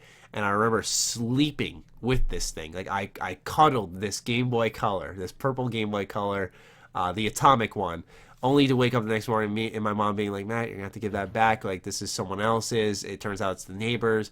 So I did give it back, and eventually I got my own. I forgot who gave it to me, or if I just inherited my brother's or something like that. But, yeah, I have a more accurate memory of like a first actual experience with games, which would be Oddworld Munch's Odyssey. I got an Xbox for Christmas for my parents. Unboxed it. The launch game was Oddworld Munch's Odyssey. We also got NFL Fever 2000. NFL Fever was that was fun. That was on there. Yeah, that was a good game. And, I like the side NFL games. Yeah, and I love Oddworld Munch's Odyssey. I still love it to this day. I've replayed that game a fucking shit ton. And did you like Stranger's Wrath? Yeah, I love Stranger's Wrath. That thing was awesome. The ending was crazy. Yeah, I know. Crazy. It's such an underrated series, Oddworld is. I hope Soulstorm is great. But yeah, that was definitely my first memory and how I got my first actual game. I know Link's Awakening or Pokemon Blue was one of my favorites, but yeah, I was just too young to remember that. I wonder if he's talking. Actually, I have an even earlier one. I got one of those. Remember? Oh, you haven't seen these, I don't think. But they used to have games that were on. You would buy the game in a handheld. Oh, like the plug and play almost, I guess. No, it was like the size of this box, and it had a little screen like about that big, and it had a thumb pad, and you would just play, and it would be like line drawing graphics. Like it would be like. Oh my god. And when I Etch-a-Sketch? It's like a digital one, but you'd have so you might have a ship that could move left, right, middle, and then things falling down. And when I was in the hospital, I was all depressed. My brother bought me a Rubik's Cube, and at the time I was having issues with my hands due to the illness, and I was just like, oh, I can't really play this, or I can't motate like this, but I could just sort of hold my hands and play. And that just dawned on me that was the first video wow, because it was video, it was electronic. And that was actually the first thing that I remember playing. And it was one of those games you can't beat. It's just like points. It's like Yeah. Tetris, where you're just like, it's never Go back. stopping, Yeah. ever. That's crazy to start from there and To now. yeah. It's unbelievable. yeah, that's wild, man. Because I've played like Pong, for example, but I wasn't like born. No offense, but I wasn't like born through it, no. I guess, so to speak. So that's crazy. That's crazy. That's got to be fascinating to have that perspective, right? Like I look at the 64 awesome. and go, wow, we've come so far, but Right. holy shit. Dude, man. I was at the N64 thinking we've come so far. That's the difference. I feel because of like the generation I was born in, I see it more in the consoles themselves. Like we've gone through these fat cartridges that like stick out the top to now like a more sleek entertainment center design. Yeah, it's crazy. Yeah. Or like a Switch, just a little flash card. Yeah. Oh yeah, it's crazy. All right. Adam asks us, what sounds better to you? More video games in grocery stores or better, more realistic grocery stores in video games? That is a fucking weird question. More realistic grocery stores in video games. Yakuza already does it. Yakuza, when you go into a grocery store, I hope blows my we fucking like mind. I hope we have a couple people watching the video version, because Karak just went from like elated to just dialed in. He was like, Yeah. we need more realistic grocery stores. in Yeah. our games." Dude, my answer. That's my definitive answer for sure. Dude, I spent 2 hours in the first Yakuza I played in the store, just walking around looking at items, going, "How the fuck that looks." I amazing. will say, I think realistic grocery stores in games are really impactful, because even Shenmue 1, the HD remaster, I spent like an hour just in the store picking things up, rotating the objects, just like, what? Especially, that was more like, oh my god, this is a Dreamcast game. But yeah, dude, I think realistic stores in games help a lot. There's just something they do. about almost window shopping and venting your desires that way into a game world. It's really nice in this innocent way with like in-game currency. I like it a lot. So there, Adam. Realistic in-game stores. Last question goes to Brown Ninja 97. Are there any themes of video games that you feel are overlooked in the current generation that you would like to see more of? Example given are steampunk, noir, etc., etc. I feel like nowadays just because of the independent developer side of things growing so much, we see so much of everything. I feel like there's a little bit of everything, at least. Did he say themes? Themes, yeah, themes. But he also mentioned like art styles. He said steampunk, noir. I think we talked about this at some point, but I think This Dragon Cancer, which was about a child having cancer. Yeah, I think that themes of terminal illness they're covered. Sasuna's handled mental illness and did it well. Hellblade. Those I would like to see more of. I don't necessarily need to see it in a PC way. Like here, look at this. But more of what would a person do if they were in this position. I think those experiences are impactful, which kind of leads to my answer is like that, but also stuff like faith, all kinds of faith. By the way, I'm not just saying like the story of Jesus, but like multiple walks of faith, just to understand each other. Because I think what's beneficial about games is you have like, I think Gone Home was one of the first real popular, we'll say, walking simulators where you just walk around and you find clues of the story, and it had a really big societal that was impact. The Rapture? That was the one where you were in the house and it was about like the two girls, I think, and like she ended up falling in love with some other woman who was in the army, I think it was, and they had like, at one point you got a little creeped out because there was like this almost demonic summoning circle under the stair set or something along those lines. Okay. But that was a really impactful game, and yeah, man, I want to see more of that. I want to see more. Yeah.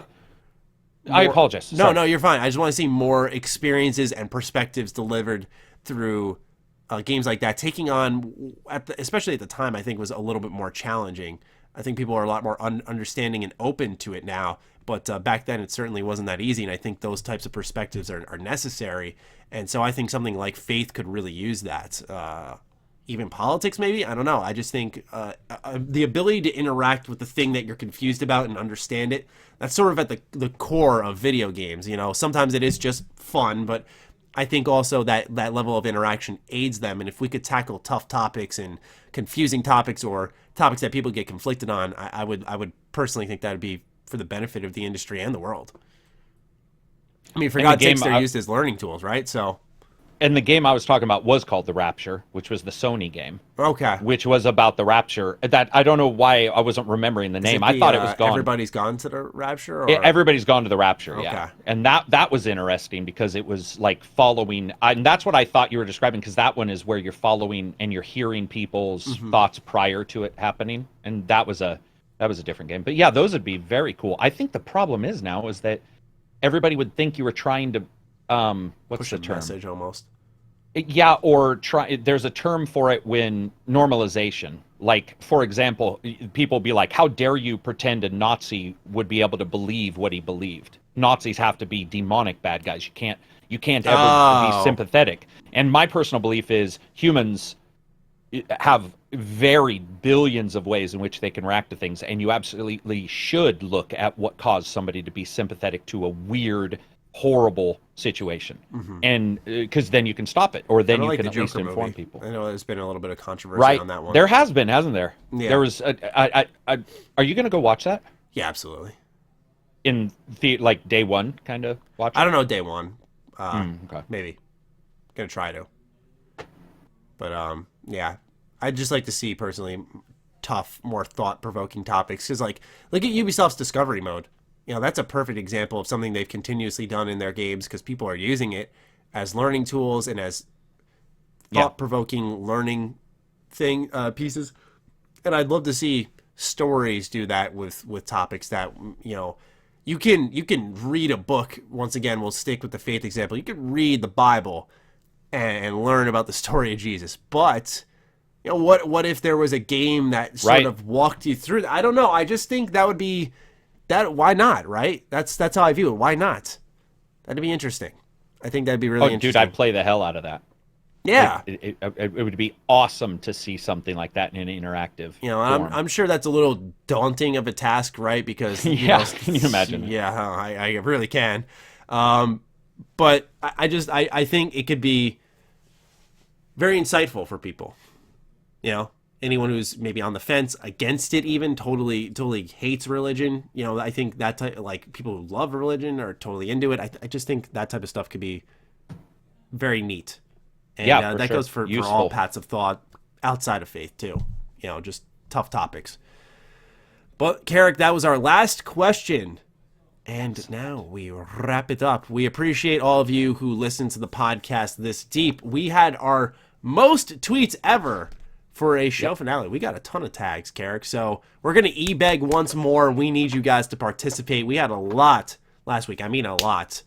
So, Karak, what's our hashtag this week? Hashtag, man. Damn. Talked about Surge. Talked about Batman. Port Owls.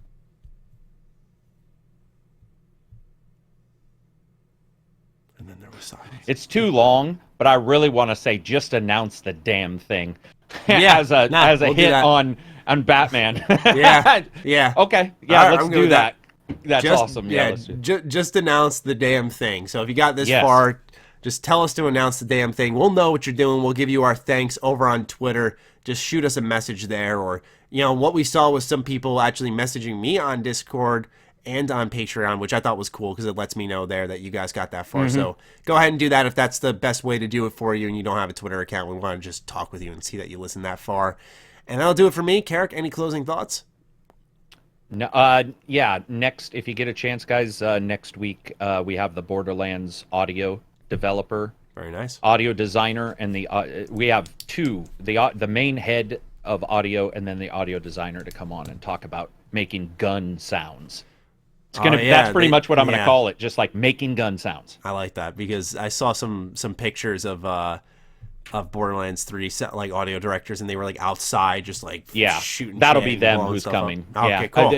One of them had been following the channel, and I was like, they did an awesome video. If anybody hasn't had a chance, yesterday they released a video about making those gun sounds. Nice. And they did some tricks that are mind blowing, which is why I emailed them. Cool. So yeah, that'll be fun. That'll be fun next week. All right. Well, be sure to check out Karak's channel. I'm sure most of you are already familiar, but keep an eye out for that. And we will catch you guys next week with episode 222. Peace out. Peace out.